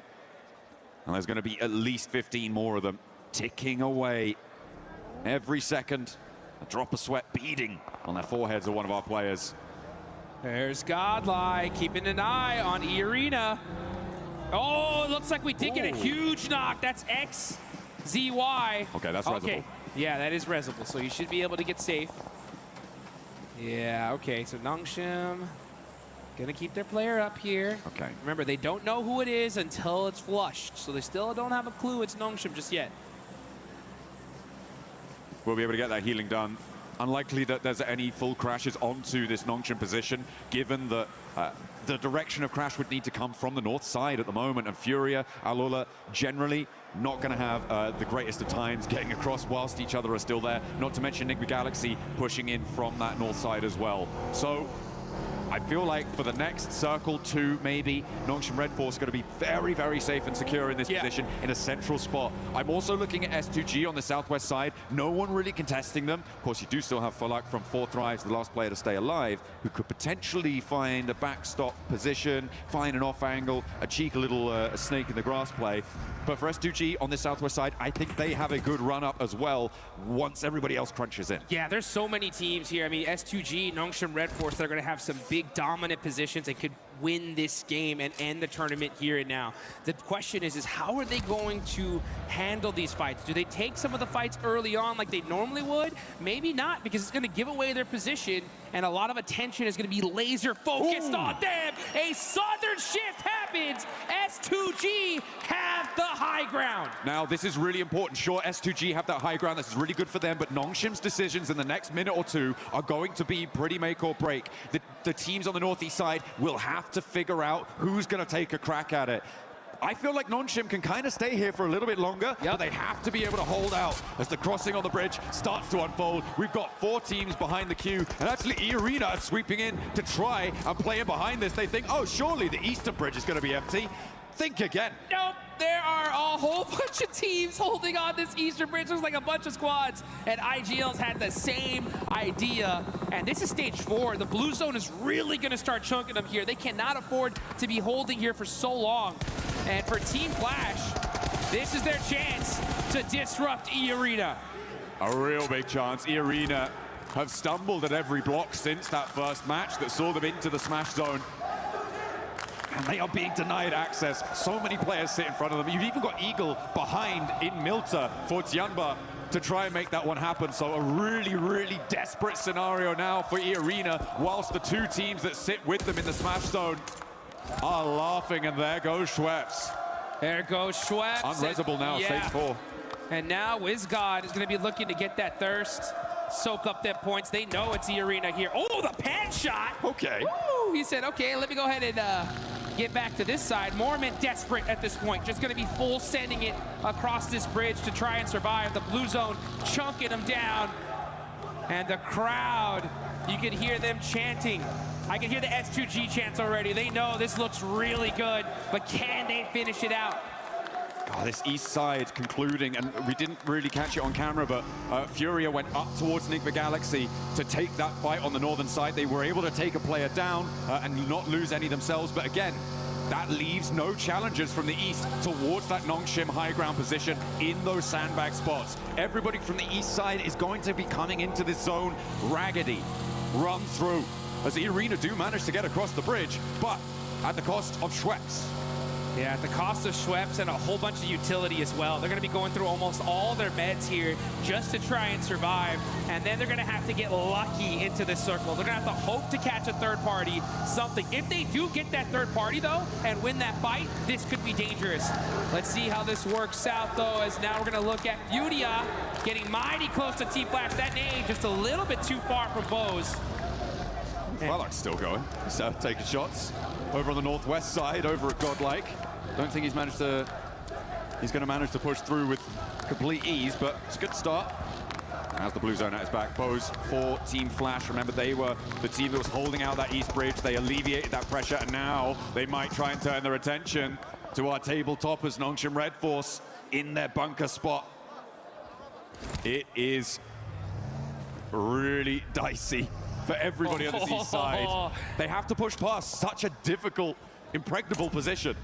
Hey, they found a spot though, right? Arena was able to find a little bit of space here and possibly some eliminations as WizGod is trying to drive by. He thought this was open.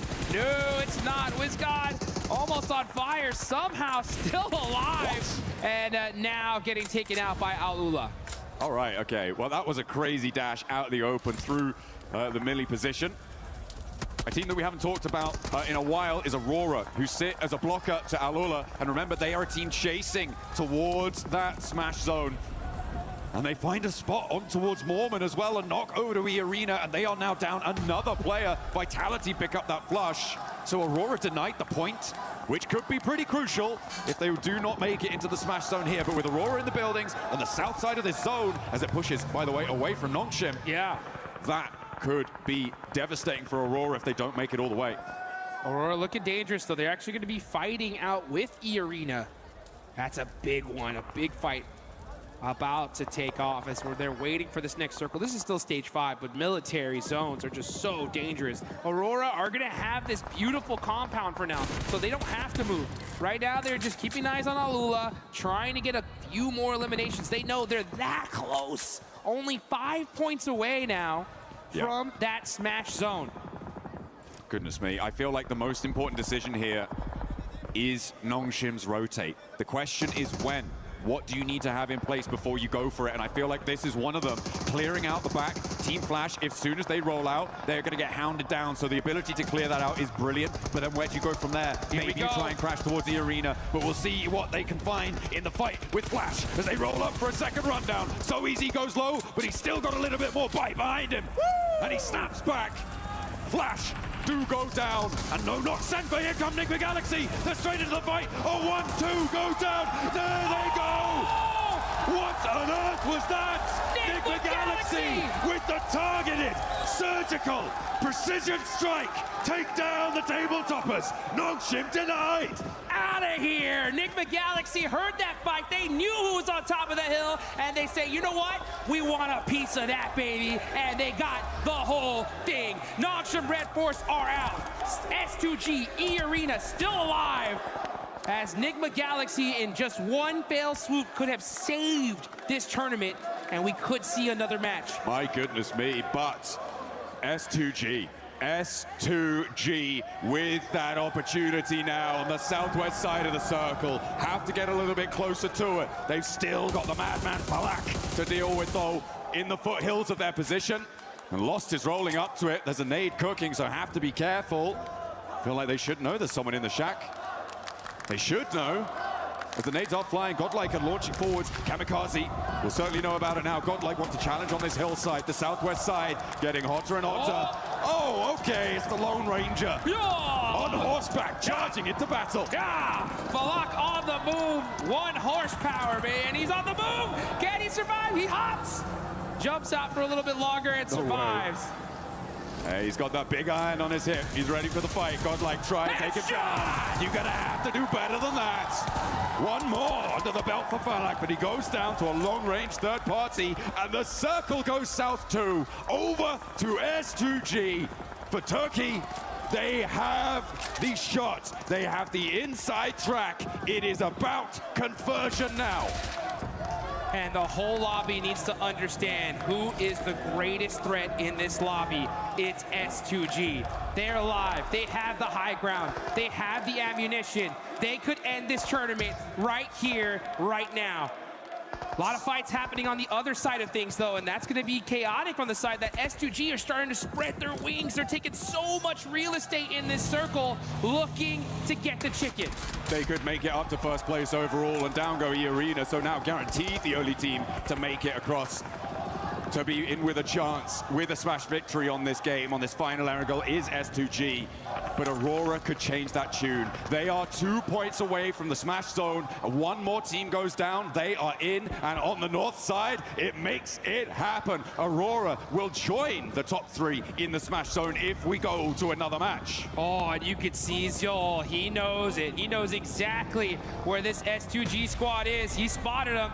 Did he spot Hansuji, though, in the grass, waiting to make a play? Zol getting mighty close here. Oh, Hansuji does stand up. The fight waiting to happen. This could be the fight to decide this tournament. Well, whichever team owns this one, they're going to control this entire side of the map. Ooh. There are no ifs, ands, or buts about it. The only way for Aurora to keep this one going, for a chance at their own victory, their own table-topping performance, is to take down S2G, who sit atop the mountain, presiding over the military finish. Nongshim Red Force swept aside with a targeted strike from Nick McGalaxy.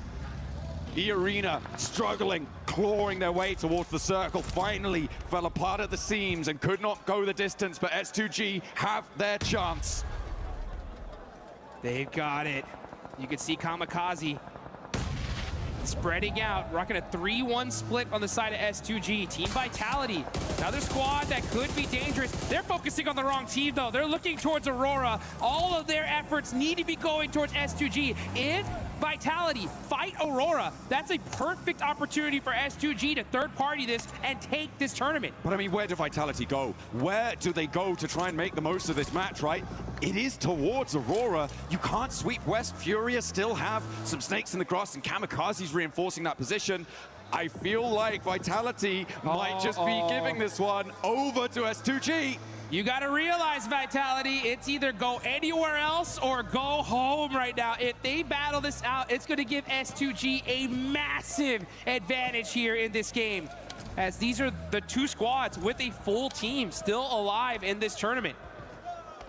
We need to put the aura in Aurora right now. They need to look big, play big, score big, get into the smash zone, because they are the only team really in the driving seat. The circle takes the backstop position out for S2G. Vitality are just gonna have to cross, but S2G might take shots at them as well. On this approach, up to the ridgeline, the fight is teetering. We are on a knife's edge. Here we go. We can hear the crowd chanting S2G because they know they have the high ground. They do lose that building, though, so that backstop there by SoulK. He's going to have to jump on down and look at this position. This is all about fight timing. If Aurora and Vitality battle each other out, S2G should have this one in the bag. And top is looking in Vitality's direction. Okay. Okay. We'll see if this suppressive force can go. I mean, Vitality's approach is not easy, even if S2G aren't peeking all the way down. There is still angles that they can take over towards Vitality. And they may actually opt to stay on the top of this ridge. You could feel the tension in the air. You can cut it with a knife. This could be the end of the tournament. We're watching the last game if S2G take this one. Furia. Don't count them out either. They have 2 players up, but they could definitely disrupt this entire fight. Down the line. Here we go. One more zone shift. One more zone shift to decide who's going to have the advantage. And if S2G are going to be able to take it. Chief driving up, he gets knocked out.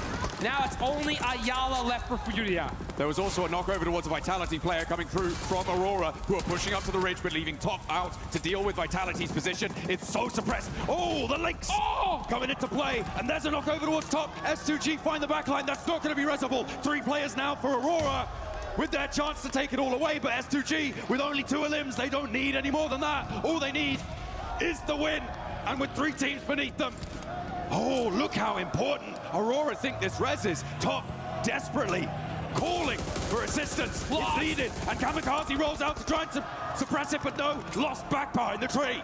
Seoul with the critical shots and the off angle from Doc is able to knock a player from S2G, and here comes Aurora. They're rolling in. Move. They got the shot. It's all Doc, baby, shutting them down.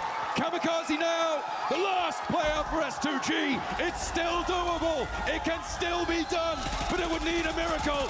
Reefus turns his attention towards the backlines. The Vitality still sits living.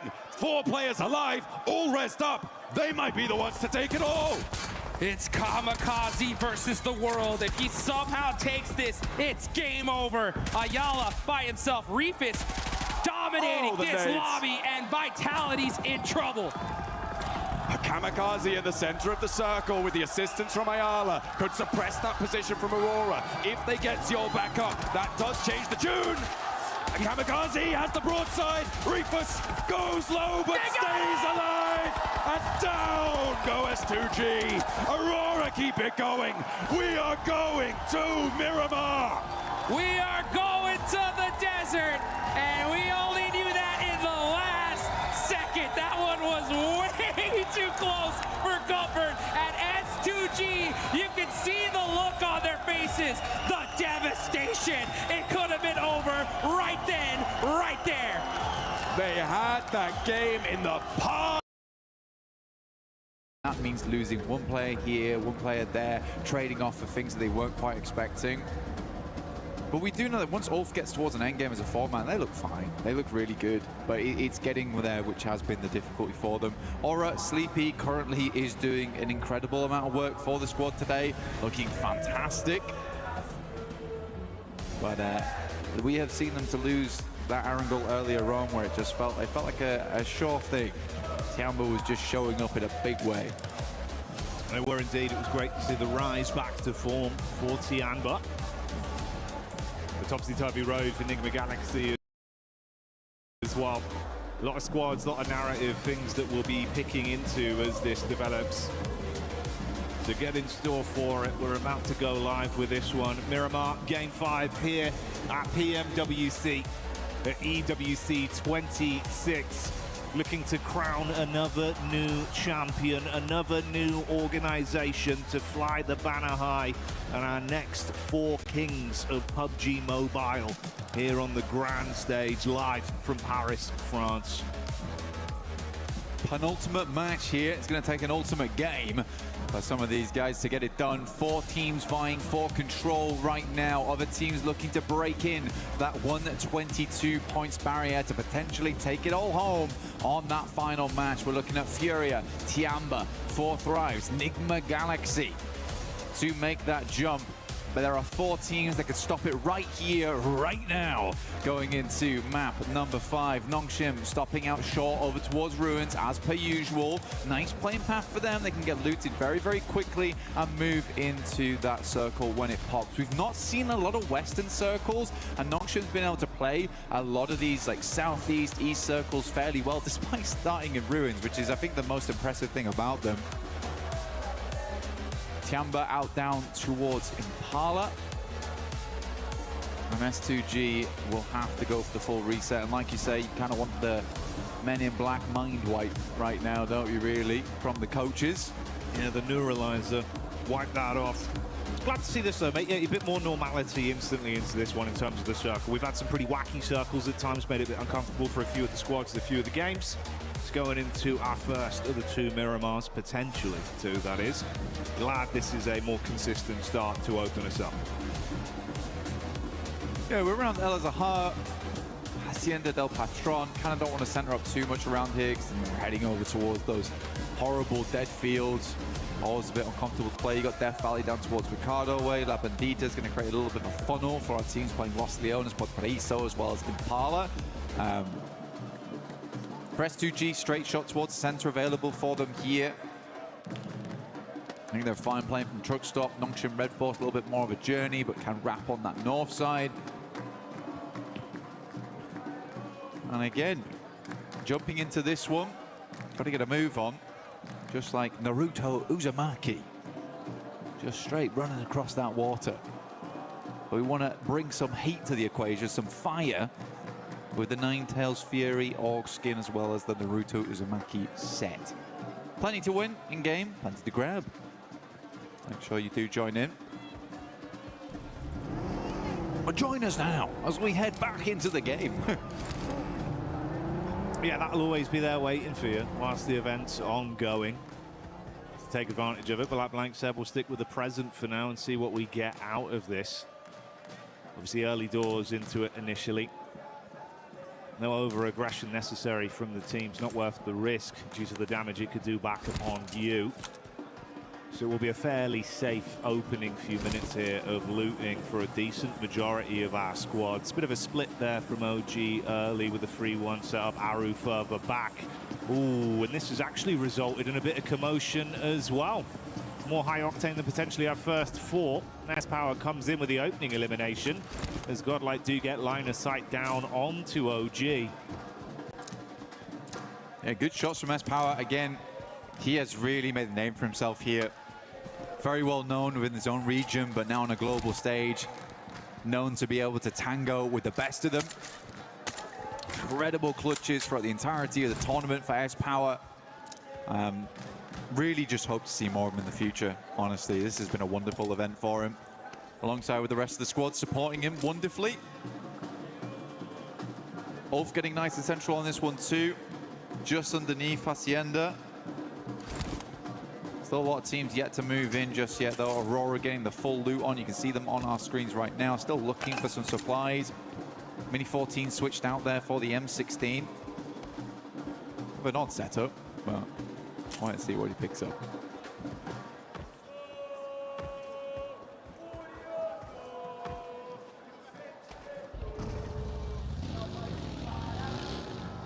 Tiamba, genuinely from Impala right now, would be nice to see them getting another strong match in.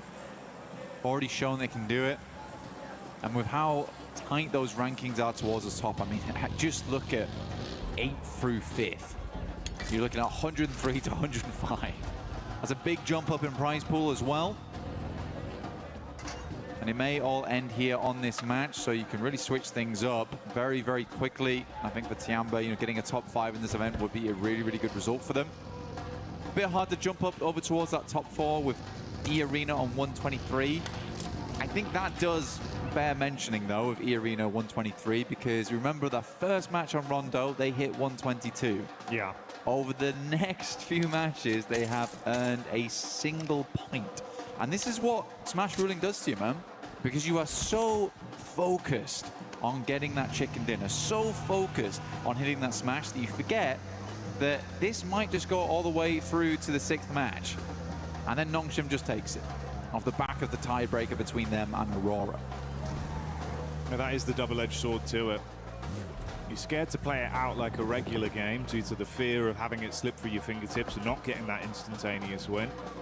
But then, like you touch on, you leave yourself very susceptible to be lapped, and it's been a nice step up from the teams above them that are dangerously close to all being tied. 1 point of difference there, S2G on 139, everyone else on 140, and Nongshim and Aurora. The one saving caveat could be the fact we've seen a bit more aggression from our teams trying to first onto the big dogs in the lobby that are in the smash zone. So that's been saving these games and keeping them going for a bit longer.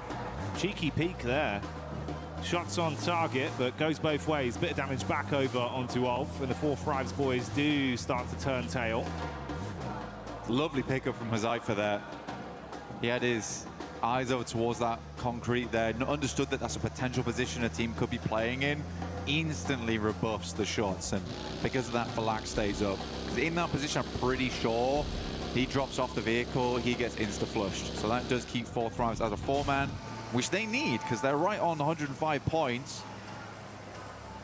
Get themselves 17 more on this match. They set themselves above that smash ruling. Challenge out for that top 3 as well if we do go all the way to 6 matches, which at internationals does tend to be the way things go down. Yeah, it's not a win though. Scarface, tight timing on the turnaround here. Being ran down by 4-5s. He's calling for the backup, and they're starting to swell over. Ooh, so close. How is he alive? I don't know. He's tucked in, finally found by Falak. He will fall. This is just as the rest of Ulf have pulled up to the party as well. And they've got a read on this, they know. Instantly peppering the bullets back, and there's no reason to be here anymore. Call it quits. I mean, it's so central. It's not a bad place to play, but I think you're right. Ulf just realizes that going to cut their losses on this one. This stage of the game, trying to get yourself further up in the rankings, not worth it. Take the fight against a team which might be elongated with the nades, been thrown through the windows, playing off the upstairs, can get very dangerous in there. Dropping those mollies as well. Zone 2 though coming up, and Zone 2 will cut in very hard on Miramar.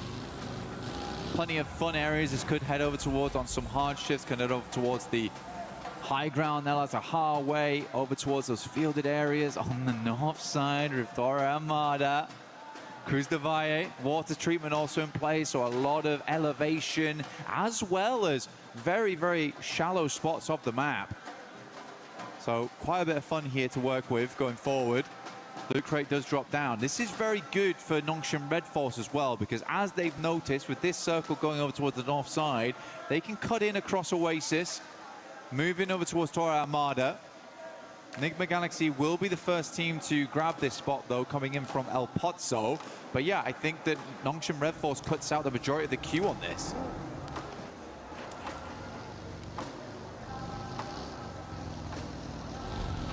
For Nongshim, they've had a pretty firm grasp on these games, but there's been some awkward decisions again, mirroring the sentiments we've given out here about some of these sides struggling a little bit when the pressure starting to get to them, eating away at them with the decision making. I mean, this does feel slow as well, Jackie, for Nongshim, because I think they stopped off almost in Oasis, had to think about what their next move was going to be, and they're still just making it across. It is rocky ground though, so they're slowly finding their way in. But again, the more time they waste on this rotate, the more teams are going to make those wide routes. Furia being one of them. They're actually going to meet them on the roadside probably quite soon. And Furia has not been traveling through the blue. Right now, the rest of Nongshim Red Force are trying to keep themselves at a reasonable HP count. Getting very close now. Might just tuck in. You've got Ulf here as well that have been hit from pillar to post on their movement throughout this game. They ran into OG. Bit of damage done. I mean, 2 players already hard flushed out, one of them knocked. Up on the ridge side, it's Aru, the last remaining member, throwing the nades down. That's nearly all of the offensive utility used as well, just the Molotov. So broken bottles and his teammates gone as the fire spreads. Meanwhile, top side, what we touched on before, the Nongshim rundown with Furia still hightailing behind them. They actually get ahead of them on this as well. But Nongshim Red Force, they're kind of an unsuspected rotation. I think if Furia was keeping an eye on those drop spots, they should know that Nongshim drops towards ruins and likely has made a very northern rotate, but they're going to take a very, very quick move in. You can see here, Igor's playing bumper cars alongside with them are so easy, moves forward. The rest of the team hasn't quite regrouped yet, but they've got the 2-man on this. Igor stops short over towards the concrete, forcing Nongshim Red Force to actually move away. He is quick with the positioning. Not not very fun. And all this while, the circle has been pulling in here, so Nongshim Red Force might need to make some quick decisions later on. Cruz Devaya actually quite free at the moment, but do you want to go there too early? You might want to now.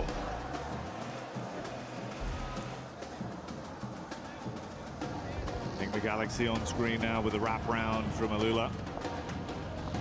Creating some space between them. Ooh, quick getting back in, looking to see if he can spot them out here. Smoke's casting at least enough of a shadow for him to stay tucked for now. Looking to buggy him out of this one. It's Ralph that's isolated. Ooh, there you go. Quick switch on the seats, easy headshot confirmed. And a hard flush, making it far more uncomfortable for Nigma. Three-man squad moves on. Yeah, unfortunate. Did get down towards the south side of Cruz Devaya on that one. Ralph sadly behind. Nongshim continuing on their path forwards. Furious really hampered them in every single turn on this. Consistently, Igor's dragging the rest of his team to better position, even now moving over towards the north side to get a better beat on where Nongshim Red Force is rotating in. This is really good presence of mind here from Furia, being very proactive of where teams are, gathering that information, and where So Easy's coming in might be combated by Igor's in the future. Oh, he is being so annoying. Alula will find Eren there, and I believe that is Ulf now out. Wasn't an easy one for Ulf at all here. So many back-to-back fights. She started off losing a man to 4 thrives, then consistently just got punished by everyone. Now, Vitality are just sandwiching behind Furia as well on this push-up from Nongshim. You can see the establishing shot here. Overview of where they are on the spread. Let's see why. Got a scope attached. He's got a read on it. Vitality right behind them. I got the MK14 as well. Be deadly at distance.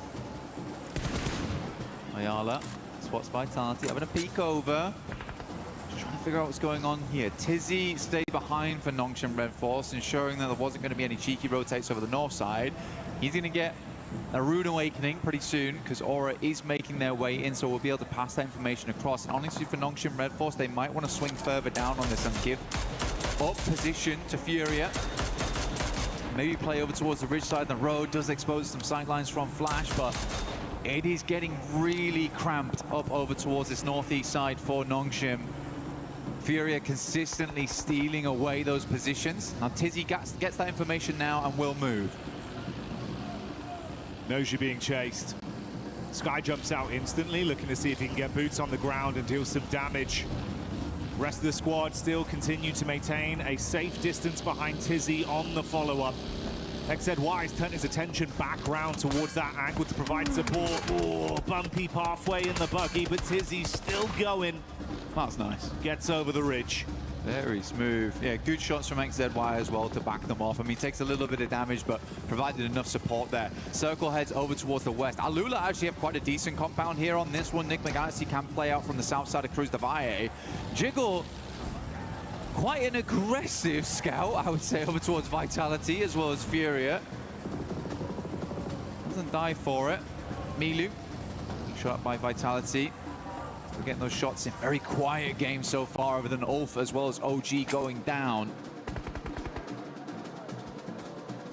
Even Tops now from Flash moves over towards the mound on the eastern side to check if teams are trying to rotate past them on that south side.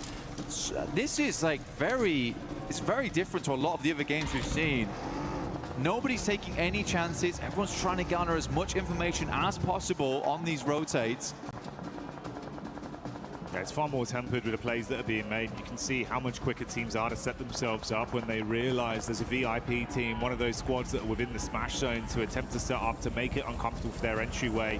Similar setup here down towards the bottom side. You've got a close grouping of 3 of the other smash eligible squads in Aurora, S2G and E Arena.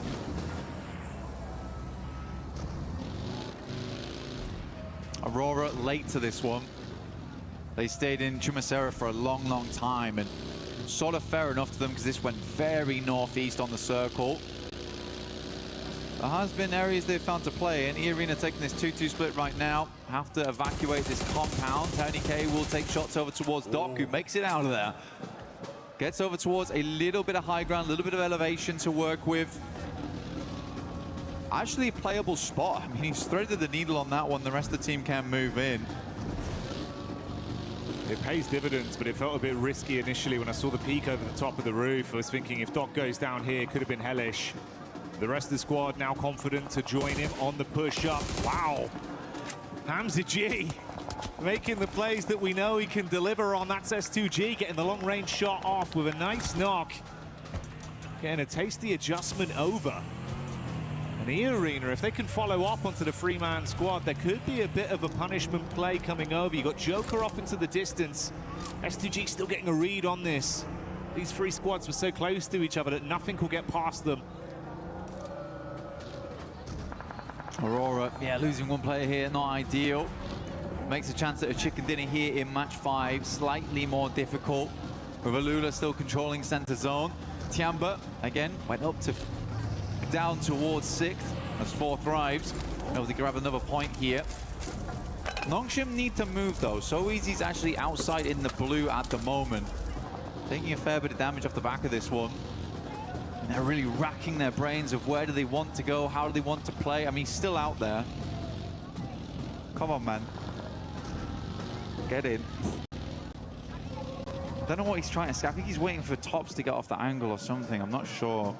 Finally will regroup with the team, but burning through meds to do it. That's been a caveat we've seen happen a couple times for this team. Always feeling like they're kind of somewhat trapped in the dirt and then having to burn a lot of utility, offensive or medical-wise. See what the zone shifts from this, though. I mean, Alula's living life, right? I mean, it's clear to see that Furia knows that they need to create some space for themselves. They can't really move down towards that southwest side. They'll be on broadside to Vitality as they move in. So this is the likely position next. So a very important fight between Nongshim as well as Furia. Hyunbin takes a lot of damage. Chizzy up front right now, gathering that information, passing it back for the nades to be sent through. Maybe just dipping back down again, realizing that maybe this is not the best of fights for us. It's a long nade, doesn't quite hit on. So Easy will move away. Vitality giving Nongshim a little bit of life force here. Finally, a pathway's presented, but they've got to fight past teams to get into the safety zone. Oh, you can play highs on this one, yeah, for sure. It's free, it's open. All right, just beneath them, that's where Tiamba is stationed, so it's going to work out. They get tucked back in. Finally bypass the awkward setup of the Furia squadron that were advancing towards them. They're chasing somewhat. Flash keeping a bit of the attention off them. The triple threat of Aurora just off in the distance as well. Little bit of a ridge there. Yeah, tuck in, buddy. Yeah, because Fury could at any moment silhouette themselves on that ridge side. Scary stuff, though. But yeah, Nongshim Red Force can play this for the time being. I'm not sure how likely Tiamba's going to allow this to go on without contest. Maybe a couple of nades sent upwards. But yeah, highs and lows here. This is very playable. Usually, Tiamba, when you get a central zone like this, it's kind of the guard dogs for where Nongshim Red Force is playing, but with Tiamba being further into the circle here, much better result for them. Yeah, Fury is locked out, so that was a nice swing through from Nongshim Red Force. Some slow decisions today here and there of how they want to play stuff out, but that was a quick maneuver from them. Aurora, Reefus, last left alive here, getting the first aid kit off, and yeah, chicken dinner's not happening. Definitely not likely, as Aurora gains no points on this game. Oh, there you go. That's the final nade coming through. Tops blowing away. Back up as Luis as they get that one on target. So Reefus removed and Aurora. The lights go out. Fury are advancing though. Looks like they've started to run out of the nades they had available with how many staggered fights they've had, dashing the last few down. It's actually cool because the way Nongshim Red Force layered on that top side as well, it forced a lot of nades out of Fury, but they're just going to send it. It's going for a dry push right now. Nades are being pulled in the meantime. Oh. Beautiful from Hyunbin. Really clean engagement. It's just done. Yeah, primes it perfectly, blows them away on entry. Fury are chasing them for so long, but no, not today. Vitality on that north side. I think they heard the commotion, wanted to get involved on it, but the speed at which Furia went down, I mean, there's just no opportunity. Nate goes in, does a lot of damage towards Tizzy. Gonna sit in the corner, though, as Federales has to move now. Back over towards Aura. This next fight between Nongshim and Tiamba will be the decider of how far Nongshim gets into this game. Can't imagine that Tiamba's going to crumble. Alula's compound becomes very, very high priority for absolutely everyone. You may see a crash on this. Risky maneuvers going to become more and more impactful. Here's the replay back over from the Fury, a crash down onto Nonshim. Look at that, was nade gorgeous from Hyunbin. Perfect utility play, over in a split second. Yeah, it was good stuff. I mean, the thing is, Vexy on that back line with the Mini 14 did good stuff. Nades go in, so yeah, this is the fight I was talking about. They're all in one corner right now. Utility still looks good for Nongshim. Molotov towards the back lines. Does a good amount of damage towards Milu. He's burning out. Might actually go down to this. Great molly from So Easy. But Hyunbin's already set up for this. There's the go signal, but he can't actually win out on the initial fight. Aking replies back, so it's a 1-for-1 trade. On the XCY and Tizzy up for Nonshin. 3 players alive for Tiamba. Oh, the backstab though! Come Gets on! Round the corner, the back nade misses as Tizzy sends them cratering down! And that's a nice spray, XCY wielding the snipe up close, the quick switch is good! But Vitality's here to play. Upstairs, the molly goes in, might just take them all down, and Nongshim is out. Vitality with a nasty third party. What a game from Nongshim though. Very, very difficult one. They made a lot of cool decisions there. Took it as far as they could, but Vitality was always in the wings. Eyes like a hawk on Vitality as they make that quick adjustment. Oh, S2G as well, bringing the heat straight over to 4-5, so there is no chance to catch your breath now. It's all kicking off. Flash again responding. T24 falls. Vexy upset by Darkin from Ida. S2G going to make that rollout now over towards Flash. 4 thrives. Looking to finish off what they started here. Zias is down. Tops is just dropping. Desperate smokes. Keep himself alive. Hamzy G will roll on through. Vitality lose Federalis on the background. Ida pushes forward. Alula holding on to this very, very important compound towards the center. Rita does go down to a nice nade coming through from Axel. Can't believe Federalis is still crawling in. He's got to go down soon. Yeah, there you go. Darkin picks him up. Shots back over from Razak as Vitality gets the shot on to try finish things there. You can see the split on either side with E-Arena still sitting, waiting. Absolute contrast there. S2G, they've been so proactive. 6 elims constantly in play, constantly in flux. E-Arena just waiting blank. That has been the name of the game for them. They're able to get one more point than previously. The Arena's looking for that finish, looking for that chicken dinner, playing in from that south side. They have the roadside ridge line to play around with. Solke will find another. Razak goes down, potentially. Ooh, just about lives the spray. Good backup there coming through from his teammate. The FE Arena, they're going for the slow game. Oh my goodness me. I mean, how gifted can you get on this one for Alula? Every time it shifts, they're counting their blessings more and more. No one's taken that risk to try force them out of the position just yet. S2G from long range, that's Vitality. Getting the sight line onto them. So sad for Ida as well, because they've just dragged themselves out of 16th place. And they're about to be put back down there again. Ooh, yeah. And that might come quicker than expected. Darkin trapped behind a vehicle, lost able to grab that one. Another Elim garnered. And this puts them on equal footing as well. 147 to 147. They're climbing up.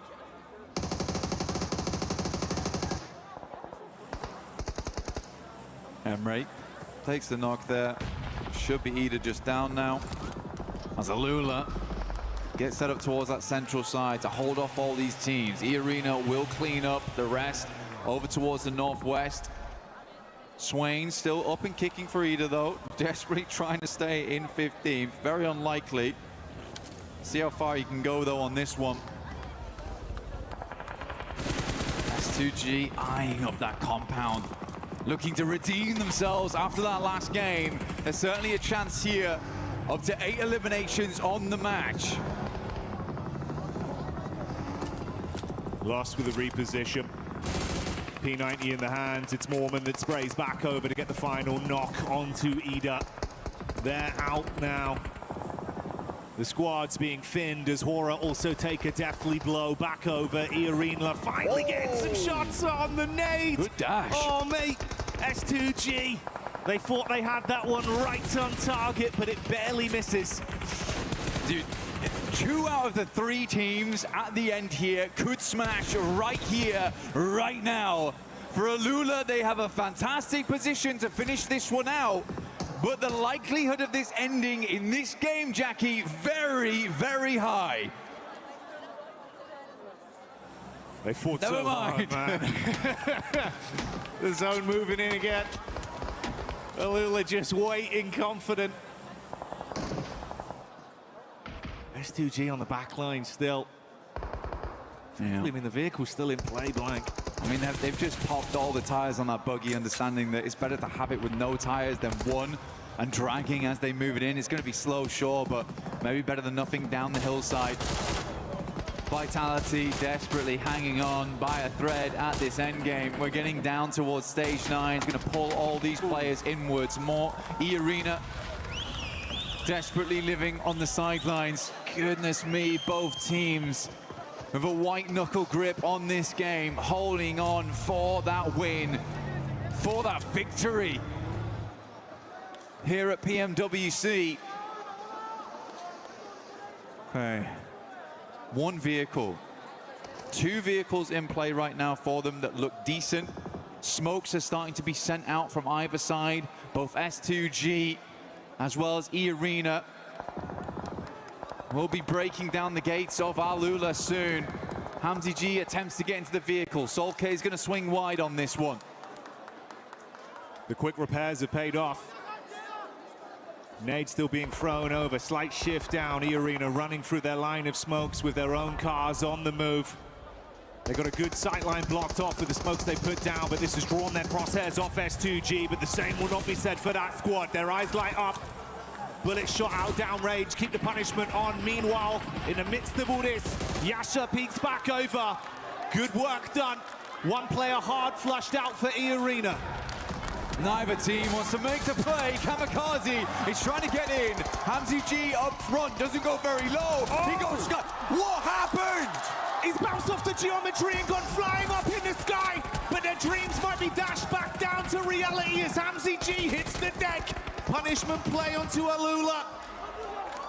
Iarina with just Joker left alive. Hamzy G trying to keep this game in contention. Lost hits the deck, nade out, air bounce there. Doesn't get the damage through. The last to make it happen. Gravity, the real villain.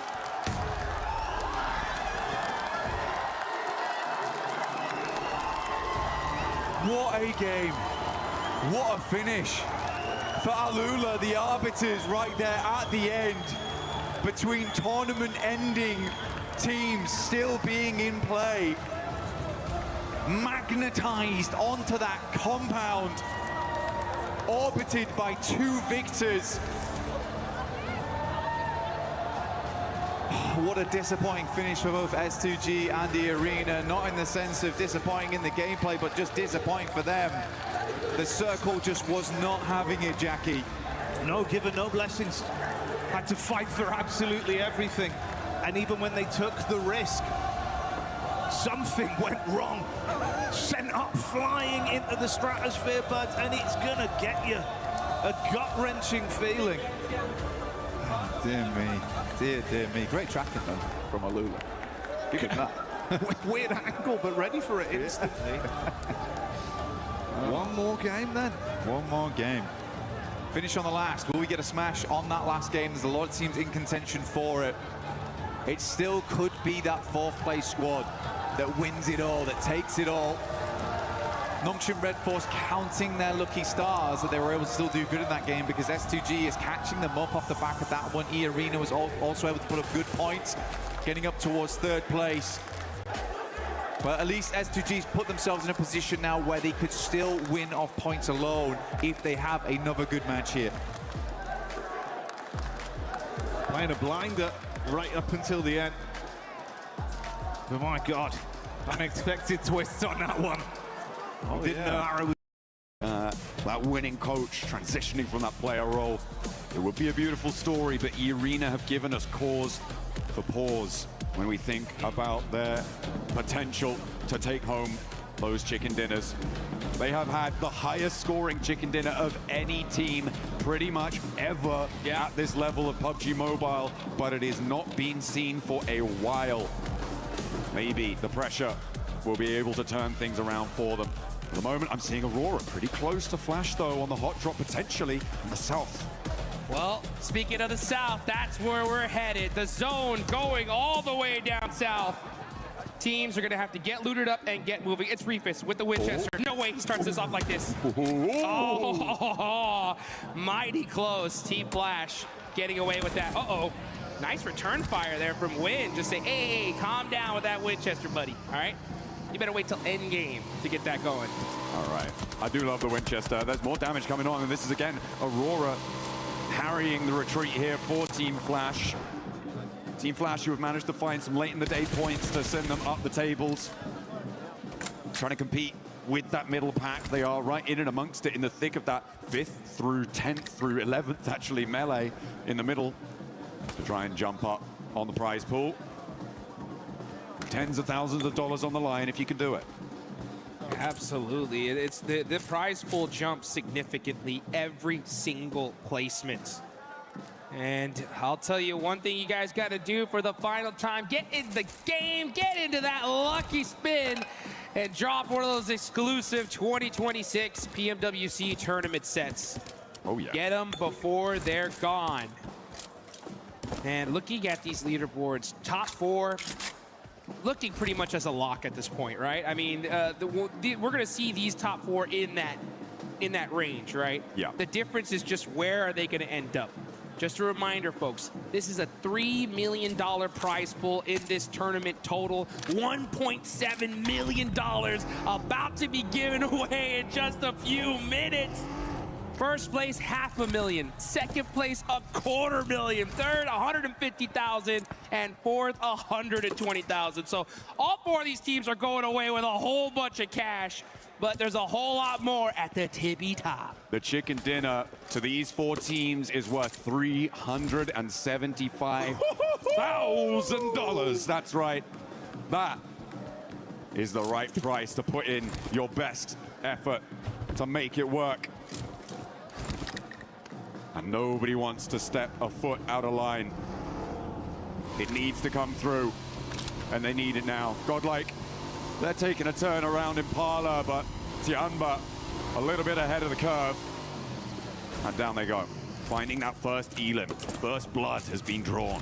And that is Manya out of this tournament. Great, good signs of life from GodLike. I mean, they had some really big games. It's just the consistency that seemed to plague them here. For their first time at a World Cup, it's so difficult to face a challenge like this. I think they definitely gave it their all. I think time will definitely show them, and they'll get that seasoning going, and we'll see them rank up the leaderboards in the future for sure. I've also loved watching 4 Thrives over the course of this tournament. Yes. Topping their group stage, able to do a lot of work and really impressing here. Currently in 6th place, a chance to jump up to 5th place in that, as I said before, that 5th to 11th place melee. They are very much in flux. But what I think the most important story for me when it comes to 4 Thrives is that it was not a flash in the pan performance back in PMGO. They have managed to improve and consistently keep that improvement under their belt.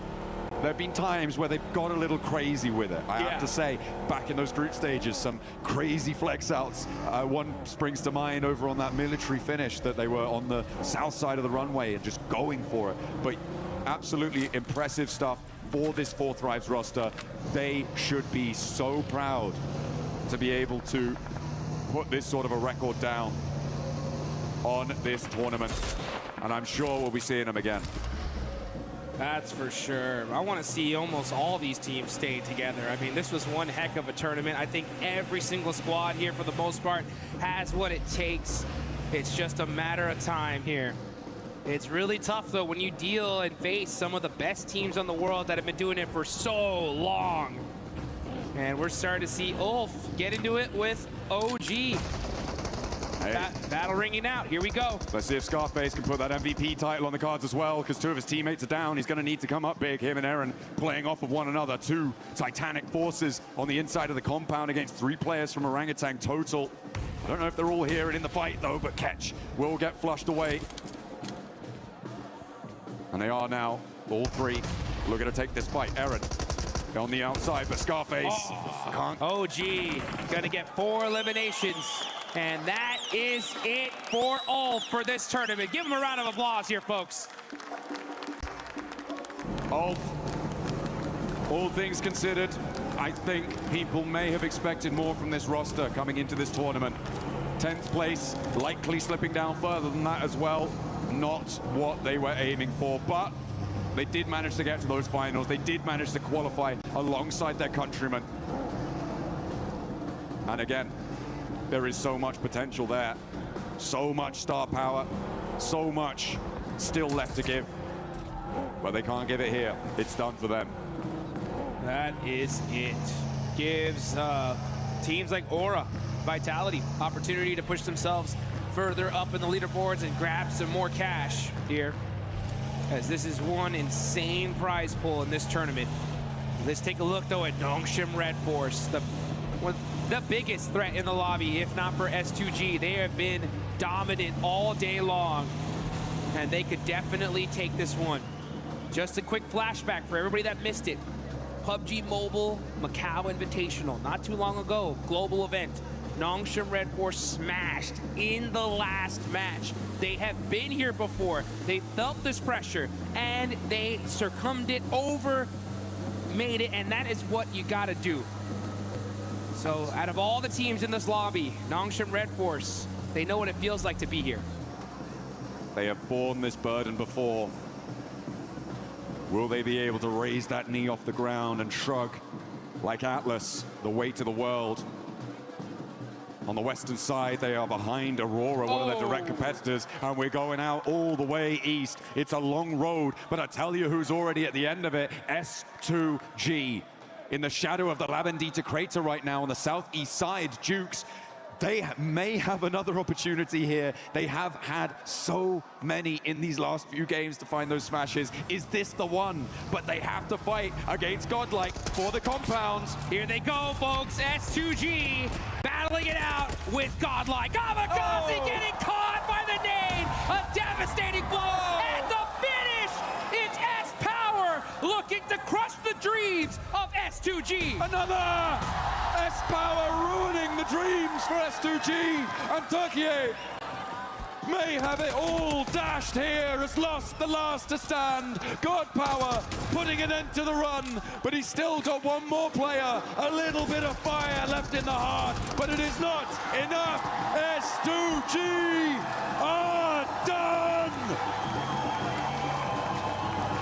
A massive blow to the lobby. So close to winning this tournament in the past 2 matches, and they go out as the second team in the last game.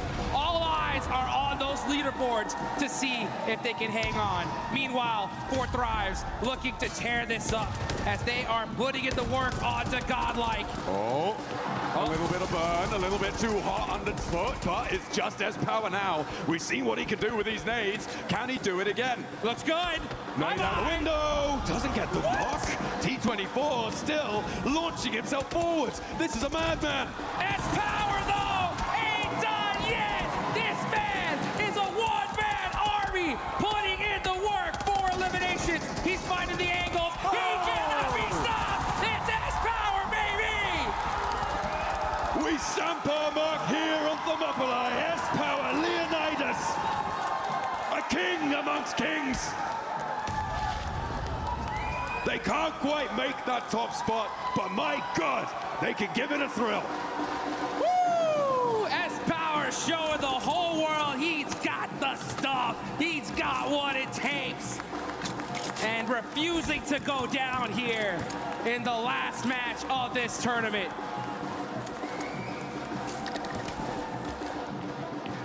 Meanwhile, teams across the board are making their way to the zone. 3 teams still in that smash potential. Nongshim have lost a player. Through all of that chaos, they are down to 3. Aurora out on the western side. North Hills of Los Leones. E-Arena, they're in the shadow of La Bendita. Right near to this fight on the northwest side of this, where S2G used to be. As Power now has to deal with Orangutan. Woo, but this man is I'm telling you, by himself, putting in so much work, but IQ finally shutting down the monster that is S-Power. Finally taking a final breath within the lobby. And Admino now, the Lone Ranger for GodLike, to try and ladder up. Maybe jump past Ulf with 6 elims on card. They might have a chance here. Orangutan looking to do the same, but they've only got 2 players. You can see off in the distance, though, a crash from E-Arena. Moving over towards Ida. Ida really not being providing of much resistance over the course of these finals, but maybe they'll be able to find it. Finally, digging deep, and down goes Schweppes. The top teams are getting devastated. Nongshim Red Force lost a player, and now it's Ida. Oh, but Joker shuts down Darkin. A huge 1v1 play, keeps his team alive, and it looks like they're gonna hold on to 3 for now. Nade over. Swain cooking a nade. Wants to answer. Doesn't connect with it. Darkin off in the distance. Emre also still in action, but not quite on the angle. Ooh, bad nade on the bounce. Doesn't quite find it. As GodLike do get eliminated, but there's one underfoot. Dashes back with the MG3. Needs to find something. Needs to get a big cannon spray down, but not to happen. Emre now, the last for Ida. And he's completely off in the distance. No way he can get back to this. So for E-Arena, they managed to make their way south, but Nigma Galaxy are cresting the ridgeline. Here comes Nigma Galaxy. And I'll tell you one thing, folks. S2G fans everywhere are rooting for every single team to take out these top squads, because right now they're still at the top of the leaderboards here. It's just these teams below them that can surpass them. They have a little bit of a point gap, but Nongshim Red Force, Aurora, and E-Arena are still alive, and they're putting up points. E-Arena already has 4, but they are down a player. That they are. And on the northwest side, we said before, to win this one, it's likely a chicken dinner needed for them. Aurora with 4 players alive, but they have got the blue zone biting at their heels right next to Horror.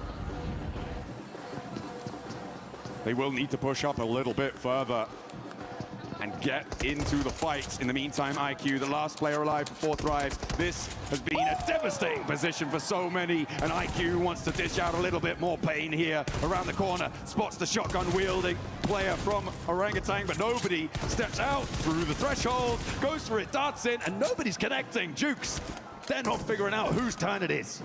IQ putting in the work there with the shotgun, ends up getting some more shots on the WizGod, finds the angle. Nice. IQ making the plays here at the end. Next circle coming on in as well. The circle shrinks pretty central here. Does not favor Aurora or Nongshim Red Force, 2 of our really crucially placed teams, but gives E-Arena a little slither of it on that western side. The difficulty for E-Arena, though, the surround on their position by those roads. They act like rivers on Miramar, very frequently finding it very difficult to get across. Let's see if they can hang on. They know they need to do more if they want to take this tournament. Meanwhile, S2G just having to wait and watch. Hope that they did enough and can hold on and take this tournament. This zone, though, proving to be very difficult. Nigma Galaxy, Coops ends up getting caught out. Oof. And he is out of the game. Nigma Galaxy gonna have to do it with 2 players remaining. S2G, despite being out, may still be able to hold on. If the 3 competing teams go down, Nongshim have to go down first. On this south side, their approach is not the easiest. They are very spread out right now. I mean, it could be that S2G didn't need a single point in this game. It's possible, but 7 points. 7 points will 100% guarantee Nongshim Red Force. 7-point game from their position on the southwest side. I mean, it's difficult. Lord trying to survive for Enigma Galaxy. Always the bridesmaid, never the bride in these finals. They've always been present, they've always been relevant, but have not been able to find those clutch moments, those glimmers of greatness that really step you up to those top spots. Man, great tournament overall for Enigma Galaxy, considering that they're in 7th place, dealt with a lot of hot drops off the rip. True. I can't wait to see what this team does in the future, and it's interesting to think about those 2-2 splits in Erangel, you know? If they maybe made some adjustments, who knows what could have happened, but still, you know, a good, solid finish from this squad. But at the end of the day, they always end up wanting one of those top 3 positions. Only a few can have it, though. Hey, talking of comebacks, I mean, Tianba, what a resurgence today. They have done themselves so proud. And I am so pleased with the fact that they've been able to dig so deep today and put so many points back on the board. They're in 6th place right now, and with 4 drives on 1 player alive, there's a real chance they could jump up into that 5th place and take that spot away from them as Enigma Galaxy do go down. They are out 7th place right now. Pretty likely that they drop down further with both Flash and Furia behind them. It's going to be interesting to see. Oh, here we go. Noxious Red Force versus E-Arena. The biggest fight in this tournament could be happening right now. Noxious Red Force do have the high ground, though, so they should be able to get this res. But they will. They put 2 players out there. It goes away from this position. Everyone's going to have to leave. Meanwhile, 4 drives do finally fall. They will go out. But again, very, very pleased with their performance over the course of this tournament. Happy to see them here. Hoping to see them again. Meanwhile, whilst Nongshim and E-Arena have their standoff, Aurora have their challenges on the other side of the circle. Alola, who spoiled the day for our 2 teams that could do it last time, now have Aurora to battle off against. They're a little bit pressured as another knock comes on through. Quick already down. Will not be in the fight. 2 players for Aurora to get rid of before they could own these East Hills. Hey, Aurora Gaming getting some knocks onto Alula, but at the same time, they're saying, thank you, Alula, for that last game. Oh, man. Very true. Did you save us? Because that could have been over just like that. But Aurora, this could have been the opportunity for them. It is looking pretty good. They still have, they're the only team in the top 4 with all 4 players up. And a good, solid position in this next zone. Can't afford to lose a single player. They catch Claws out. And that's another point on the board. Nongshim. Nongshim in trouble. That's Tizzy.